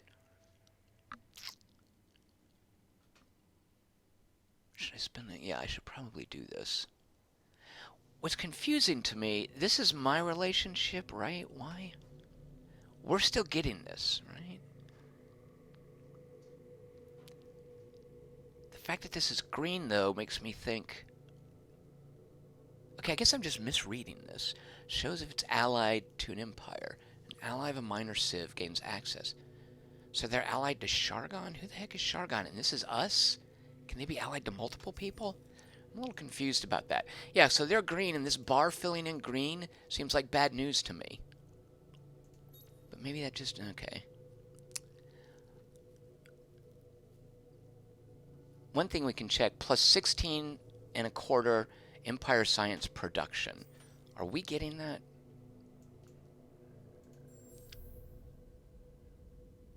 Oh, no, wait, I would look in here. +16, yeah, so there. So we are getting that from relations with a minor civilization. So if they become friends with someone else, we don't get that anymore, right? By giving certain politicians money, you can prove your relation. So this is our relation. But what does this mean? Shows if they're allied. An ally gains it. So I guess it's like they can be friends with lots of people, but only the ally gets this little bonus here. Thanks to a special action. Yeah, only the ally can do this. Let me see. Must be the minor civilization's best diplomatic relations, right? So anybody can do these and earn this stuff. So they're basically hoarding themselves out to everyone. Well, fine. Oh, and I guess you can ultimately incorporate them into your empire, and that will deny other people the bonus for being friends.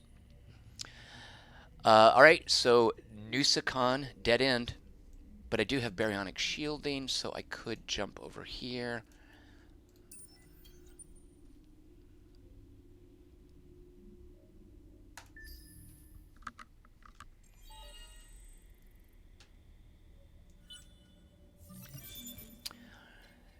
Oh, and we were doing this to move up to get marketplaces, right? Astro Finance. Right, so this, okay. I want this because it'll specialize a planet for producing dust. Any planet that you don't have a specialization on, you're kind of wasting a slot. This gives us a supermarket, so this is the basic structure to improve dust production, and it lets you buy out stuff. And then this lets you, plus resource generation, yeah, and this opens the marketplace. All right, so before we open the marketplace, let's do something to help us get more money. Do we want Xenotourism for the specialization, or do we want multi-thread management for the supermarkets? I like this, +3 per person, and it gives us +25 per system level. Right now our systems are at level 1. As we hit these thresholds, they can go to 2, 3, and level 4, and this is where we use luxury resources, because when you level them up, you get a special bonus based on whichever resource you use for the level up, which is one of the things you want luxury resources for. All right, so we're going to go for the supermarkets. And then we'll do, you know what? And then, well, this is easy. And then we'll do planet specialization. And then we'll do galactic commodities. There. We're basically money rushing. Matthew Mangy votes for Injustice 2, a game that I do not have, I'm afraid.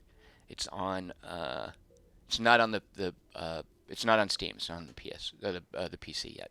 Do they have plans for that to be on the PC? The first Injustice is on the PC.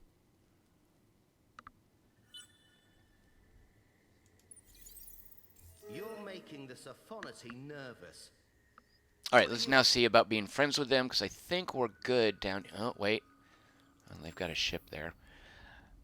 Yeah, we've got this. All right, but they're blockading it. Dagnabbit.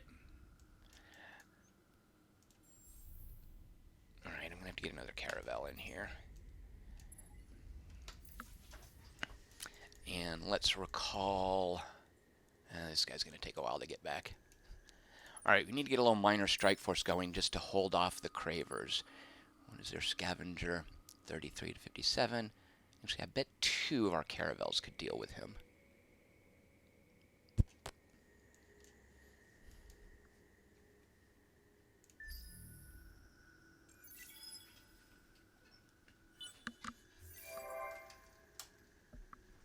Sweet. Suck it, Cravers. Now, I think, are we under blockade if it's a cold war? No, we're not. We're not at war, so they're not blockading us. They're just, like, parked there, being jerks. Right, so we always want these 2 things.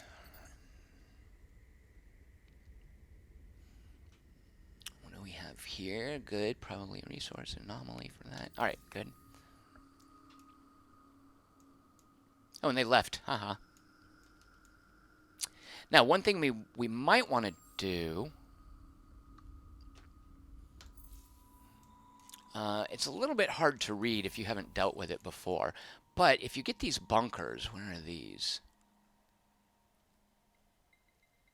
These. If you get these bunkers going, and it's a basic level 1 tech, this is a great way to hold out. This is very effective early in the game to hold out against ground attacks. And the Cravers have a huge advantage with their ground fighting dudes, I believe. So we're probably going to want to get this. One thing, so of course the techs in higher rings are more expensive, but each tech's cost is based on how many techs you own. So right now this is only going to cost me 195 research. Once I research some of these, it's actually going to get more and more expensive.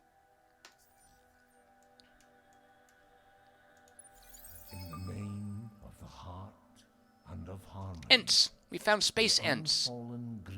So they're the ones who are super friendly with the Pilgrims. How did they swing that? How are they allied already with the Space Ents? Do the Space Ents have some special ability where they get dibs on minor races? I don't like that. So as we hit each of these thresholds, this bonus gets better. We're slowly moving up. Can we afford? We do have some money. Let's go ahead and hit that to where it's going to accelerate a little bit more quickly. Because we are getting research from them, and I like that. We're getting a little bit of money. They're cordial.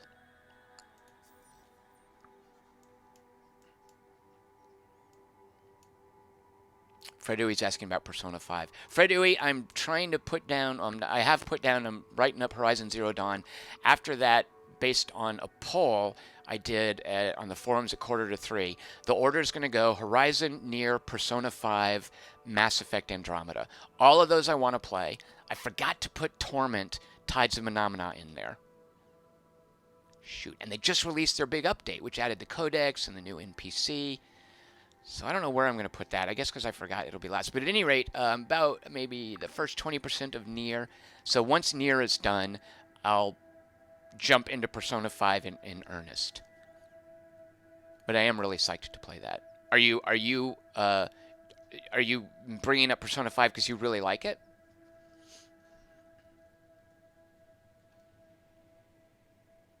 Oh, Bayonetta. I just got an update today, too. The Sarah Palin's documentary game. All right, so let's see where we're going to go ahead and fly down here just to keep. Oh no, the pirates. Okay, well we'll assemble here and then we'll go punch these pirates once we've got a group. We need 3 caravels, maybe 4, because it was 2 pirates, right? We don't have line of sight there anymore, unfortunately. Oh, we didn't get to see the cutscene for Cran. Dust Nebula, Binary Moons, nice dust production. Decent science. Arctic, you have to get... wait, does ice come before Arctic or Arctic before ice? I forget. Look at that science. Again, cold planet's good for science, hot planet's good for industry. Similarly, here, you know, I can't help Tom's explaining. Cold planet's good for science. Hot planets, good for industry. Fertile planets, good for food. Sterile planets, good for dust. That's pretty much the interplay of planet types and resources. There are certainly exceptions. Anomalies can throw all that at the window and mess it up, but that's the basic situation for what planets do what. It's a basic thing to keep in mind as you're exploring and deciding where to settle. All right, here we go. We have an election. The pacifists have this handily. We don't have enough money to swing the election. These actions are based on the type of government you have. And I'm guessing we're a republic. Yeah, we're a republic. So republics can spend money. You know who else is a republic? The United States. Constitutional republic. You could spend money or Russian hacking to influence the election in our constitutional republic. There's a republic, a democracy, a dictatorship. Shoot, what's the 4th government in this game? I forgot. But the government determines a couple of things, mainly how you can influence elections if you want to keep one faction in power. The faction in power determines its leveling up, which determines what laws you can implement, which are big old fat global bonuses you definitely want, and which we'll look at once we make friends with the Sophons. All right, so the pacifists are going to win. We don't have anything to say. Here we go. Let's watch the election results roll in. Pacifists pulling away. It's this line. As each system is pulled, it adds the green amount, and that's it. Now, you'll note the pacifists got most of the XP. The ecologists came in 2nd place. They got a little XP. And as you hit XP thresholds, you unlock laws that you can implement.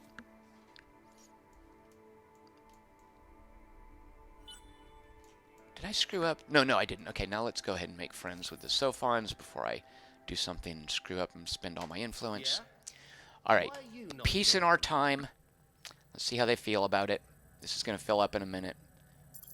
They like it. All right, so we don't have to pay anything. They don't want the manpower anymore.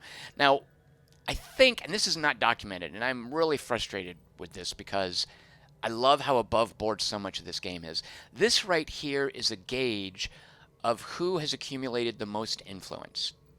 And as it fills up, you hit these thresholds and you can demand things. However, when you demand things, every time I've tried it, they're just like, no, F you, and they declare war. So I don't know what the point is of this, but I think also this affects how much it costs to do different things and how I just wish this was better documented. Display the balance of influence pressure because it looks important. And is it determining these costs? I don't know. Amplitude, write your damn manual already. All right. We're not inviting you into the labs yet. All right, so we've got peace, and that gave us a plus 15% FIDZ. So all of our resources. And see pressure trend. Now it's going down. Was it going down We before? like you, but that doesn't mean we're on speed dial. All right. So you will, I guess we didn't look before, but now all of our resource production is up 15%. Wasn't this at plus 7? All right, let's see now if there's any laws. So this is our default laws, the bonus based on being at peace. Oh, did we have contact with the Unfallen, don't we? These guys are peaceful too. Let's see if we can get peace going with them. We introduce ourselves for free. Hello, Space Ents. Now, let's see if... Yeah, it's going to take 156. All right, well, we'll get there eventually. So, this is a pacifist game for you. We could, if we wanted, put in office... What was our secondary one? The Ecologists. Actually, we couldn't. It's going to be a while before they win. If you have a dictatorship... Republic, democracy, dictatorship, federation. That's the one I was forgetting about. If you have a dictatorship, you just choose who's in office. The problem is you only get 2 law slots by default. There are technologies that give you the additional law slots. All right, let's see. Make love, not war. This gives us a great happiness bonus, plus 15 happiness. What is our happiness at? I should say approval, not happiness. Here it is 67, so if we get a plus 15, that'll put us in a threshold that gives us a resource bonus. Here it's plus 75. Where is the ecstatic threshold? Minus 3, not leading political parties in the system. What? I'm not sure what that is. All right, well, let's go ahead and implement that law. I like that. And this is, yeah, the luxuries. So yeah, this only unlocked because our pacifist faction leveled up a little bit. What's grain fertility bill? Plus, so extra food for growing. And we got that, I think, because they leveled up. I don't think that was there before. So this is going to cost us some of our... Oh, 2 per population, I forgot. I was used to, when I first played this, looking at this number as, oh, it's only costing 2 per turn. But it's per turn per population. This might bankrupt us. So we're getting 11 per turn. I don't think we can afford that law. We've got a population of 6. We're getting 11 per turn. That would put us at a -1 influence bonus. So we can't afford to implement this law to make everybody happy until we get more influence going. And frankly, I'd like to keep storing up the influence to make friends with the Ents to give us the plus 15% FIDZ bonus.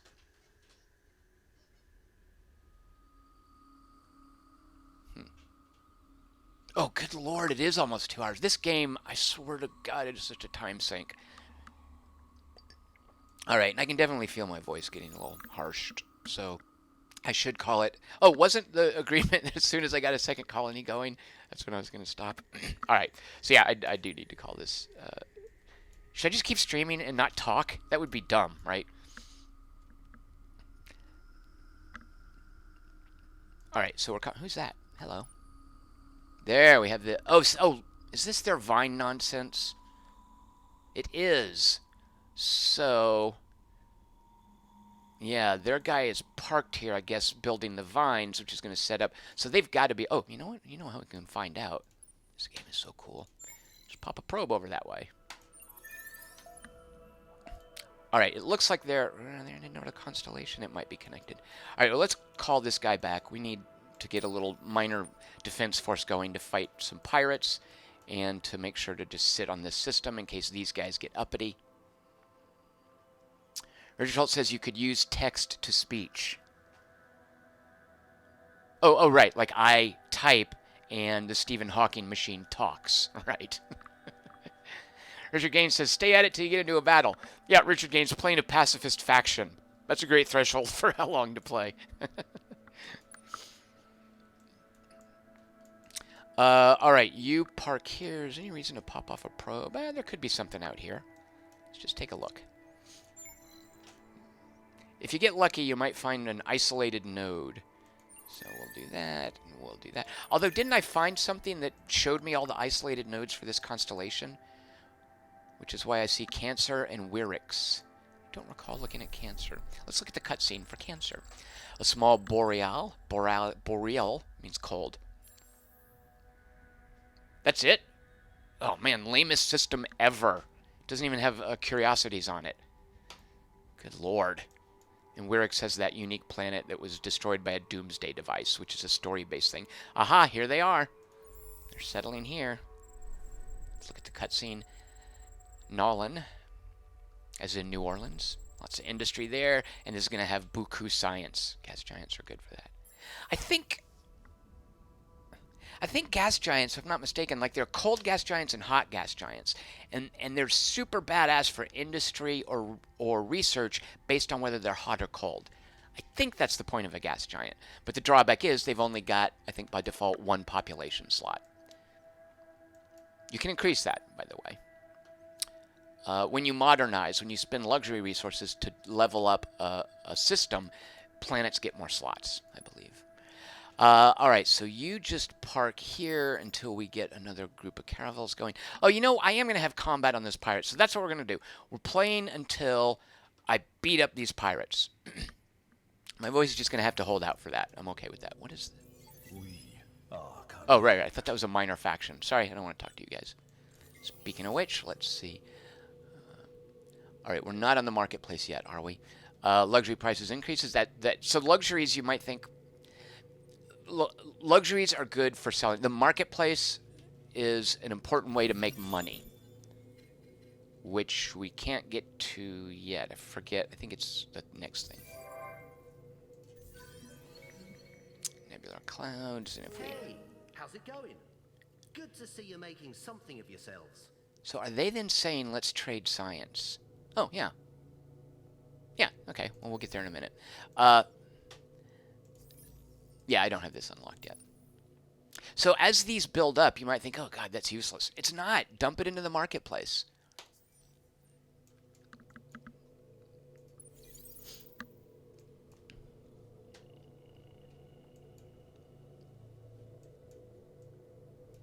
Okay, we're building up our formidable war fleet. Let's pop out this caravel, which we just built. Koyasil. Oh, right. Okay, so that's the fallen home planet. Look at all those roots all over it. Let's see where they're... Oh, and we found that with our probe. Isn't that right? Or did we?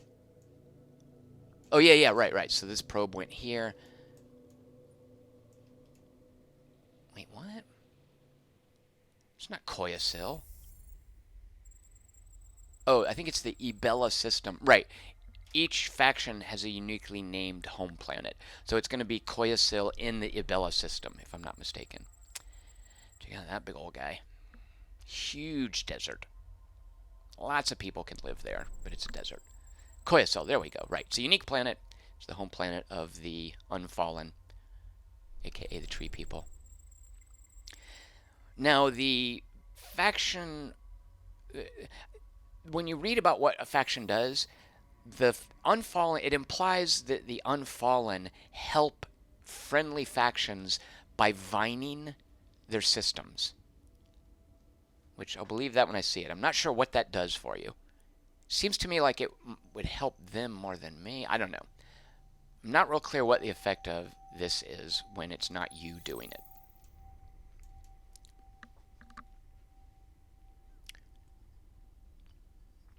Richard Holt says, okay, fine, I'll buy the damn game. I hope you're happy, Tom. I presume he means this.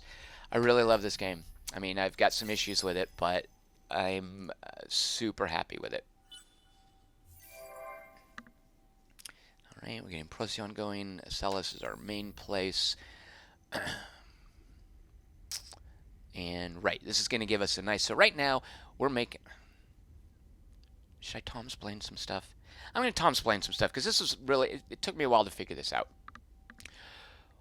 This is what this system is making.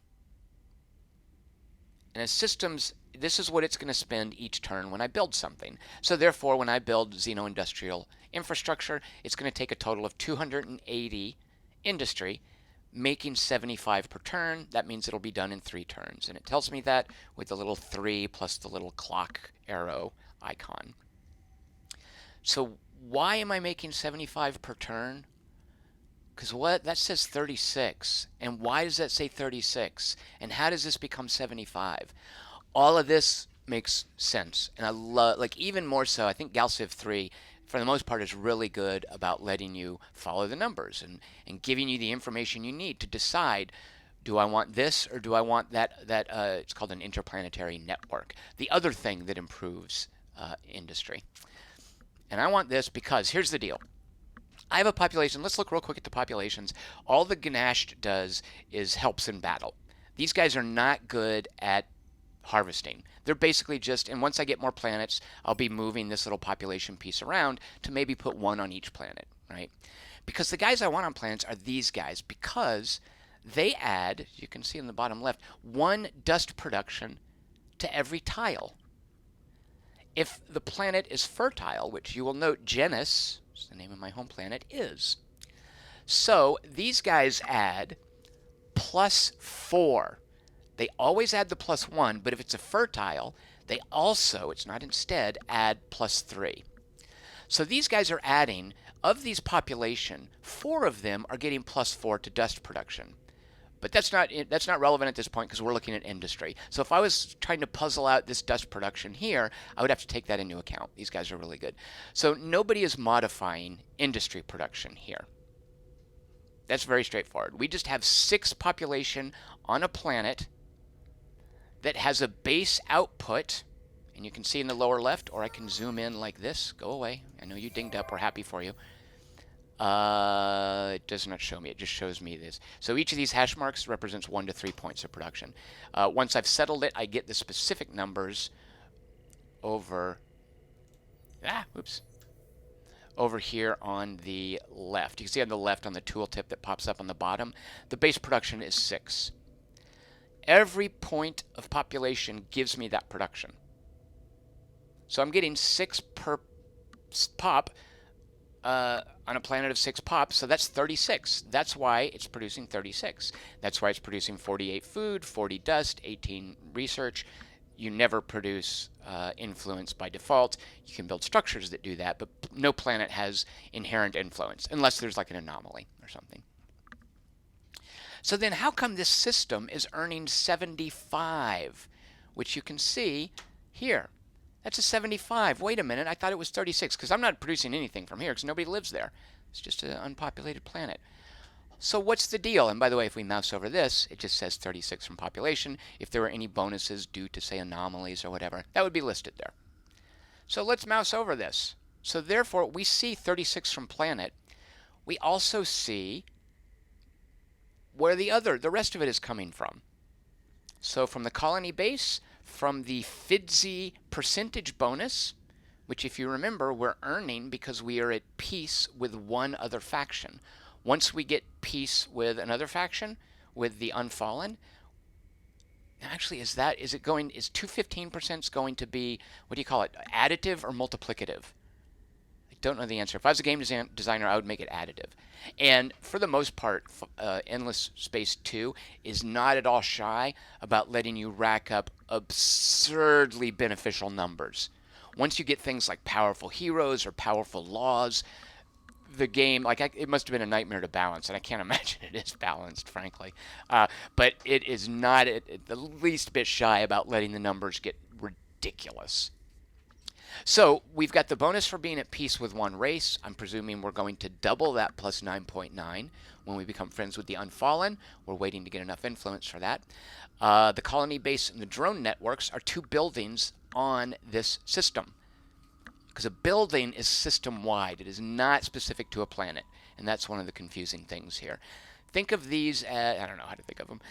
Anything you build applies to all the planets, but some of them just have a straight-up bonus. So this is going to apply its bonus to the system specifically based on per planet is going to be plus 10. Per fertile planet, and I can see that there's one of them, that's what this fish means, will be another plus 10. And then per temperate planet, I can see there are two of them, that's what this little sun means, will mean another plus 10. So once I build this, I'm going to get another 40 added system-wide, so this number here will go from 75 to 115. So how do I know about this nonsense? See with the colony base and the drone networks, if I click here, this is everything that's built in the system. And the colony base, you can see right there, plus 25 industry. The drone networks, you always build one of these, plus 5, I think you do, plus 5 industry. So that's how we're going from 36 to 75. And that's how we're applying 75 every turn to whatever we queue up down here, which in this case is going to be the Xeno Industrial Infrastructure. This has been Tom Splaining, brought to you by me, Tom. And I Tom Splained that because, man, I at first I was like, this game makes no sense. I can't figure out how these numbers work. I hate this. But no, the numbers work beautifully, I feel.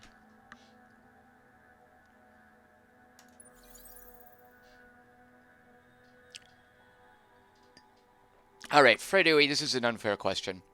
Says, if I'm on a tight budget, Galciv 3, I presume you mean with the Crusade DLC. Crusades? Crusader? Crusade? With the latest DLC. Or Endless Space 2. He says he's still undecided. Tony Tusha weighs in with Endless Space 2. I would agree, because Galciv 3, it's the result... Stardock has been iterating on that since they had their OS2 version. It's come a long way. The gameplay is super honed. But as I mentioned in my Galciv 3 stream, I always feel that they've had a bit of a personality issue. And the latest DLC does a fine job of addressing that. But these guys, right out of the gate, there's so much personality in this game. I mean, I think they're both very, very good games, but I definitely would recommend this one.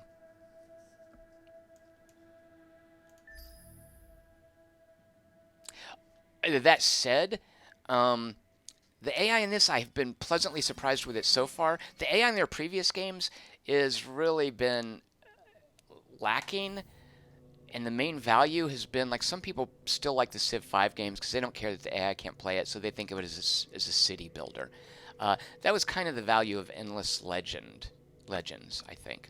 Is this kind of a city builder with these really cool asymmetric factions, just don't expect a lot of pushback from the AI.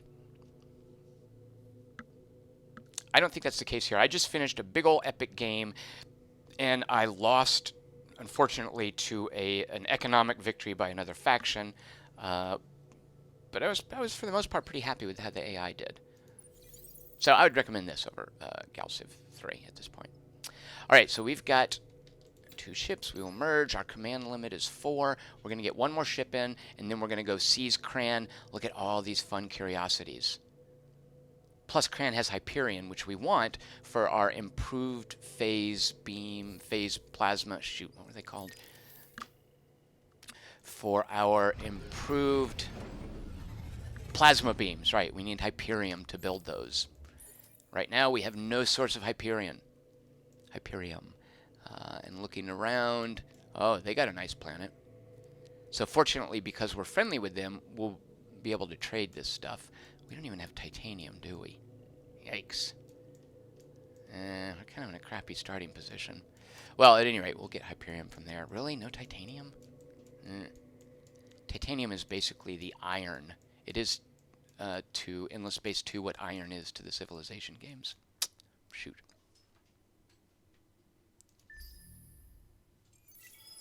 Alright, here we go. We've got our third ship coming in for our attack run.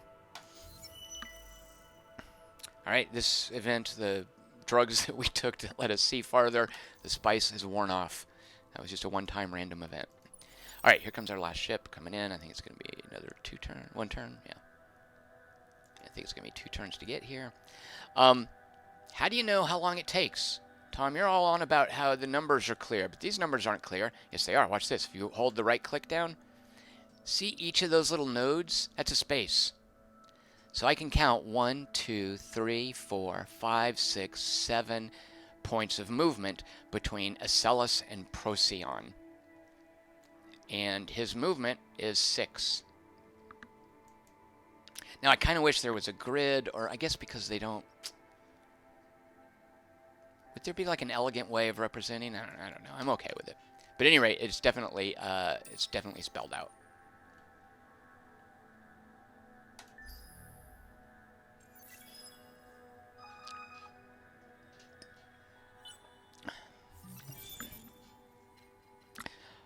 All right, we finished astrofinance, so we can start building the xenotourism agencies to improve our dust income. Oh, no, this is why we got it, for planetary specializations. And we're on our way, 3 turns away from being able to sell and buy stuff on the market. Except heroes and ships. Later in the game, you can buy heroes and ships from the market with a tech, which is on like tier 3 or 4 of the economic stuff. So let's see, we've unlocked, what is this? This deed now.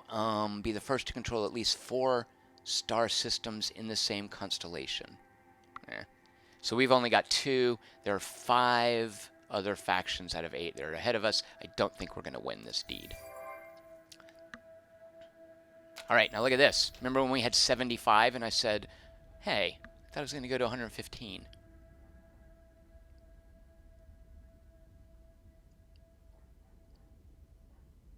We're only adding 30. I counted wrong. For some reason, I was thinking this was going to give us 40. Per fertile, per planet, per temperate. All right. Wait, is it telling us how we get? All right, so 1 per planet. That's 10. Oh, you have to inhabit it. I'm an idiot. You don't get the bonus unless you have people there. So once I inhabit this, because it's another temperate and another planet, I'll get another 20. Right. So I'm getting 10 for the planet, 10 for fertile, 10 for temperate. All right, fair enough. That was my bad. And then the planet specialization, if we go to colonial exchange, you'll note those are effective on sterile planets. Don't know why that is. And sterile is where you have the fishbone icon right there. So it's still going to give us +1 per population, and we've got a population of 6. What is the science thing? Yeah, science is good. This is, again, reinforcing that science is good on cold planets. Well, we do want this. There's no reason not to get it. I mean, there's no upkeep cost on it, which is good. There are upkeep costs, you'll note, on these buildings.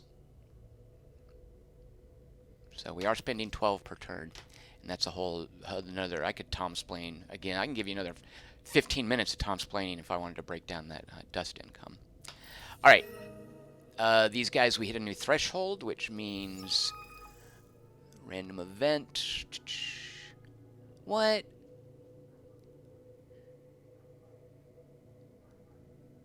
How did we get those guys? It's a random event. All right, we randomly had some Harashims join us. Are they the science people? All right, the pilgrims got friendlier with us, and we hit this threshold. Yeah, so look at that. I like that. So unfortunately, I'm guessing they're going to get assimilated at some point. Hopefully not. Do we want to spend another 100? No, we're fine.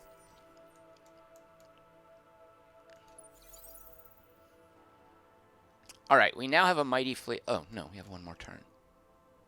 Oh, I guess you have to hit this ring. I was thinking this is my border, not a movement. Like, this ring is the final point of movement. All right. Procyon has nothing going on, right? Okay. Yeah, so because we have psychoactive air, it makes them happy, but it makes them less effective at research. Eventually, we get a tech called autonomous materials, which removes the negative effect of psychoactive air, which is not a big deal, but once we learn that tech, we can do that. Let's see, do we want to give them this first?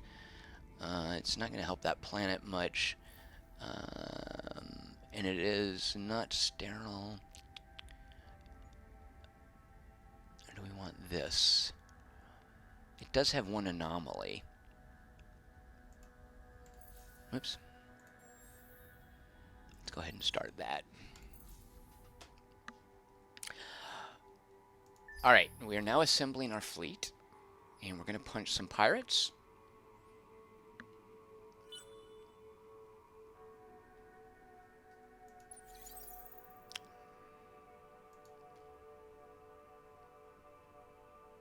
Here we go. 3 caravels.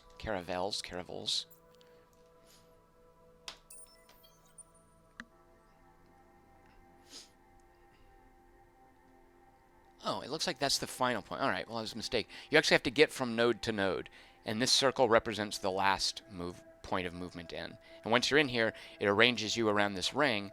Friendlies are over here, and then enemies are over here. You'll see when we come in here, we're going to be on this side because they're enemies. They'll be on that side. Because pirates are always enemies. You never like them. Oh, it's just one. Pfft, being way overcautious. All right, they've got they've got a variety of weapons. They're good at medium range, and they've got armor. 100 points of defense. All right, whereas we have kinetic weapons and also armor. What was their weapon? Yeah, so we don't really have good defenses against what they're shooting. Oh, I should probably...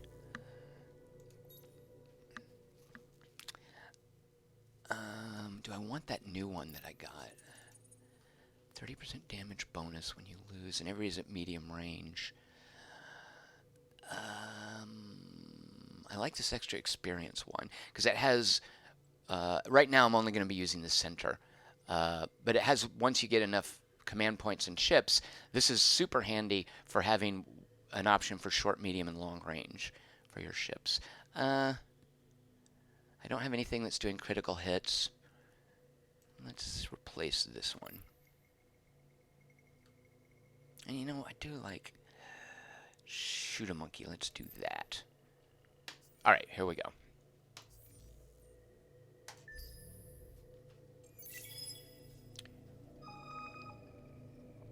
All this to punch one ship. And xenotourism.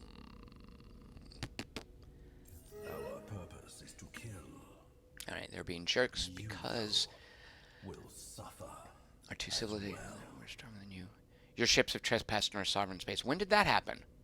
I did not do that. I deny those charges. Jeez, a Pete, we've got even more weirdos. All right, we've got this weird, diverse... I thought we had Hasharim or whatever. Is it this planet that it happened? Yeah, okay, there's the Calgaros. So they're basically farmers. They make you happy when you're on fertile territory. Oh, here we go, the Harashim. Yeah, okay, they're... So it's weird. So these are really the farmers, but these guys just make you happy. We'll call them gardeners when they're on fertile planets. So this is not a fertile planet. We want to move him, which we can't do until we colonize other planets. Once we upgrade this planet, it'll get a spaceport, and we can use that to fly populations around to more appropriate planets. And he's good on sterile planets. He makes more food when he's on a sterile planet. Hiroshima. Yeah, so they're agricultural. Having evolved from... Oh, yeah, these are marsupial-like. Relatively small hides. All right. Doesn't explain why they raise the approval rating. I guess because marsupials, because it's really cute when like a kangaroo has a baby kangaroo in its pouch, and that makes people happy to see that. All right, well, my population is maxed out there, which isn't a bad thing. All right, here we go. Let's fight some pirates and call it a night. I could have easily gone 4 or 5 hours doing this silly thing. Okay, well, I lied about hostiles being over here because he's clearly hostile. Huh. Well, when I've been with other factions, they show up over here. Whatever. Do we want to... Oh, we can't... Now, you might think, hey, shouldn't you micromanage and put your hero in this fleet just for this turn, for the battle, and then take him out and put him back on the planet where he's working? You can only swap the hero in and out when it's at a planet you control. So right now, I can't do that. And there might even be a cooldown time. Where's my hero? What was he doing? Oh, shoot, I didn't give him his point. Let's give him more science. Right, he's on my main planet, adding science. You can see... Hey. Oh. It's like, okay, you might look at this thing. Well, where's the hero thing? Why isn't it showing that? Look, there's no hero. Check this out. This thing right here is called Blue Sky Speculator. So it doesn't tell me I'm getting the point from the hero. It tells me I'm getting it from his skill, because he might have multiple skills. So there's plus 40 from Blue Sky Speculator. You'll note that accounts for basically half of the science from this planet, pretty much. And there's our little peace bonus. Before we start the battle, real quick, can we be friends with the Ints yet? The unfallen greet you. 156, not quite. All right, so I'm going to close out the evening with a little bit of space porn. We're fighting the one guy. He might run off. I don't think he will. All right, so before, when I was like, it started, you might think this guy is going to arrive from the right side of the screen. I'm coming from the left side of the screen. I don't have enough ships or command points. You unlock more command points and then then you can use these slots. Right now, these slots are irrelevant to me. So in my battle tactics card, you'll note they're gray out. These little rows here, which correspond to the slots, are also irrelevant. All this is showing me is what my range is to the ship. There's no, when we look at the space battle, it's strictly porn in that the layout is not, it's just an abstraction of the things that I'm setting here. A visually beautiful abstraction, but don't take this literally. This is just showing me that this flotilla, they're not called wings, they're called flotillas, well, these two will go to close range, this one would be at medium range, which you can see, close, close, medium. If I change it, it changes. This one's going to be at close, these two at medium. Or no, this also at close at medium. So when we actually get to the space battle, it's not two fleets coming on head-to-head. It's two fleets composed of up to 3 different flotillas, where each flotilla has a different range relationship to the other based on which card they choose and which card I chose. So you might think, oh my gosh, all this micro. That's where these little things are handy. So this will sort them into the different flotillas based on different criteria. It's locked right now because I've only got the one flotilla. This right here shows me that of the entire firepower in this battle, most of it belongs to me. This right here is the type of weaponry. I am all kinetic damage. He is all energy damage. So therefore, adding points to hull plating is not going to help me because energy is staved off by shields. I don't even think I have shields. Do my ships have shields? They do not. They have no shielding. So this will not help me, and it will in fact hurt me. I will do less damage. And then this here shows the optimal range. We're pretty much even. I have a slight advantage at short range, because you'll see my bit of blue is a little bit larger. He's got a slight advantage at long range. So let's go to short range. And this is all just information that's also available here. If I see down there, look, short 100%. So let's choose something that puts us at short range. This right here. It also gives us better armor plating. This is actually a no-brainer. We're going to use this. All right, so that's all we just pick a card, by the way. Later with the flotillas, you can drag and drop specific things where you want. Generally, you're just going to click this to optimize. You might want to change it based on what you think he might be doing over here later on. But generally, you're just picking one card.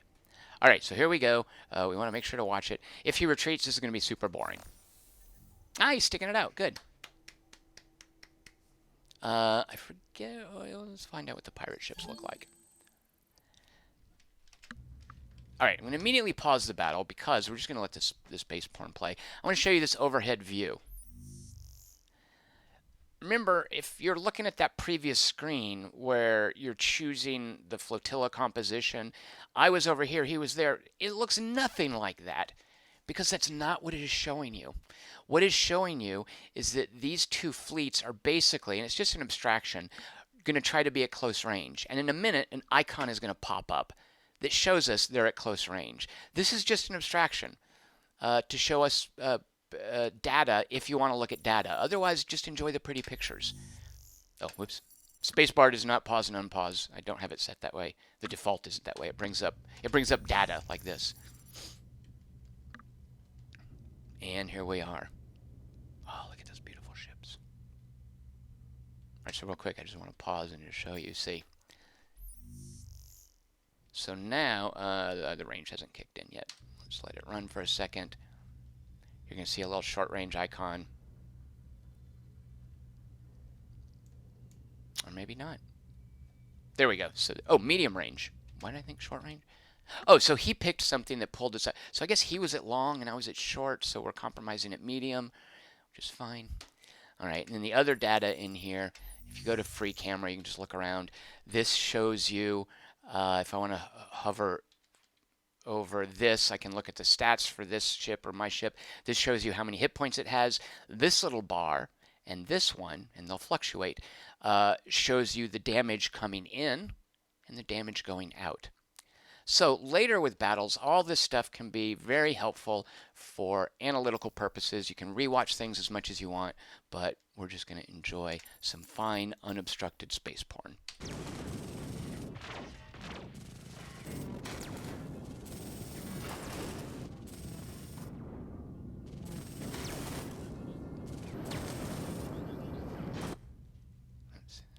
You can also select things and go around and jump around, but we don't want to do that. We're just...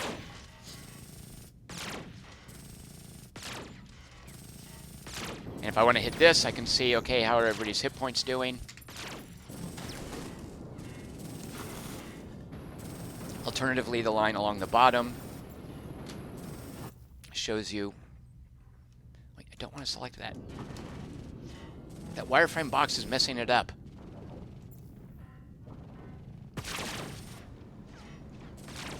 Hold on, it's driving me crazy. Don't do a wireframe box. Deselect. There. Whew. No! It's wireframe... Oh. I don't want wireframe boxes. Oh well, I have to live with them.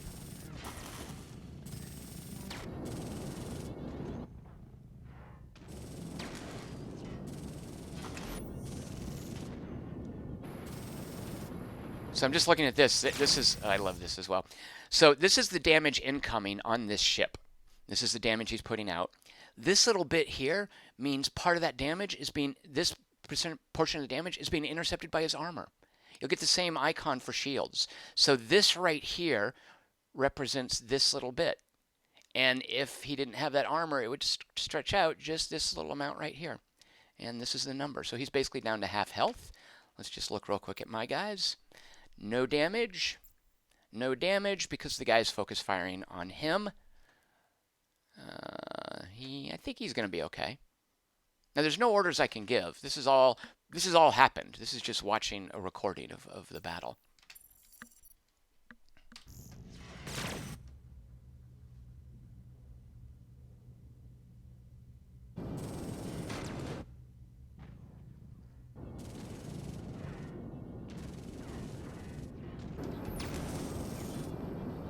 Yeah, I might lose that caravel. Now let's also, real quick, let's pause. You'll note if the time runs out, it can be a draw. Like, you don't, all battles aren't to the death. Yeah, we've gone to close range. So eventually we closed, and I guess that's what this is representing. So we're at close range now, which is good for me because my ships, if you see in the lower left-hand corner, short range is 100% effectiveness for the damage they're doing. This guy at short range is only at 85% effectiveness. All right, here we go. Finishing up the lovely space porn. Why is that wireframe box? I don't want a box. How can I unselect all ships? Look at that. Oh, do I just select it again to unselect it? There. All right, we got rid of it. All right, here we go. Finishing up space porn.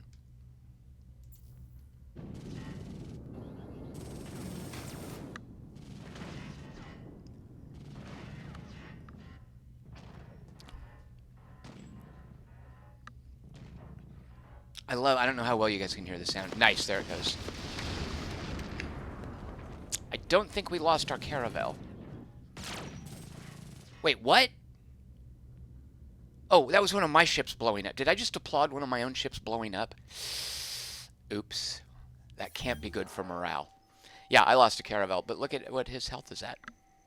So next turn we'll get into a fight, and we can beat him up. But that's why we went in with 3 ships. Look, we can rewatch. Oh, and this right here. So here's all the advanced stats. We see what card he picked. We see the damage. Let's see. Oh, right, because his ship had, let's see, how can I look at it? It had different types of weapons. Now, what I can't see, and this drives me crazy, is the specifics of what his ship is built with. But of the 67 points of damage he does, you'll note from that bar graph, some of it is kinetic, or you can just see from this. This is the portion that was kinetic. This is Did I? This is the amount that my armor... Oh, no, I evaded some of them. How am I evading shots? I thought you needed a module to evade. I guess evading and critical damage, because you'll see he did 207 points in critical damage. I guess that is inherent. I thought you needed modules for that. And then my damage to him, yeah, it was all kinetic weapons. And his armor absorbed that amount of it. And we can see of the 3 phases in the battle, the first one was at medium, the first one at medium range and the other 2 at short range. Oh my gosh, I love this game. All right, so there we go. I'm going to have to call it a night. This is my 9th game, is that right? 9-1 Lumeris. Thank you guys so much for watching. Sorry about the confusion early on, but I hope you enjoyed a little Reservoir Dogs. We'll be here on every Monday, Wednesday, and Friday night at 6 p.m. Pacific. Come on back Monday for, who knows, maybe more Endless Space 2. I can't guarantee it won't happen. If you'd like to see me stream something on Wednesdays, because they're Request Wednesday, just type into the comment section, I vote for, and then the name of any game. And that'll go into the hopper, and then Monday at 7 p.m. we will draw a name randomly, and that's what I'll be streaming on Wednesday. Follow me on Twitter at QT3. Check out stuff I write at quarter-to-3.com. I've got a Patreon campaign at patreon.com/TomChick, and you can give this a thumbs up or subscribe to it, and I'll be super pleased with that. Thank you guys so much for watching. Hope everyone has a great weekend. Have fun at the Alien movie. We're all going, right? And we'll see you guys on Monday. All right, cheers.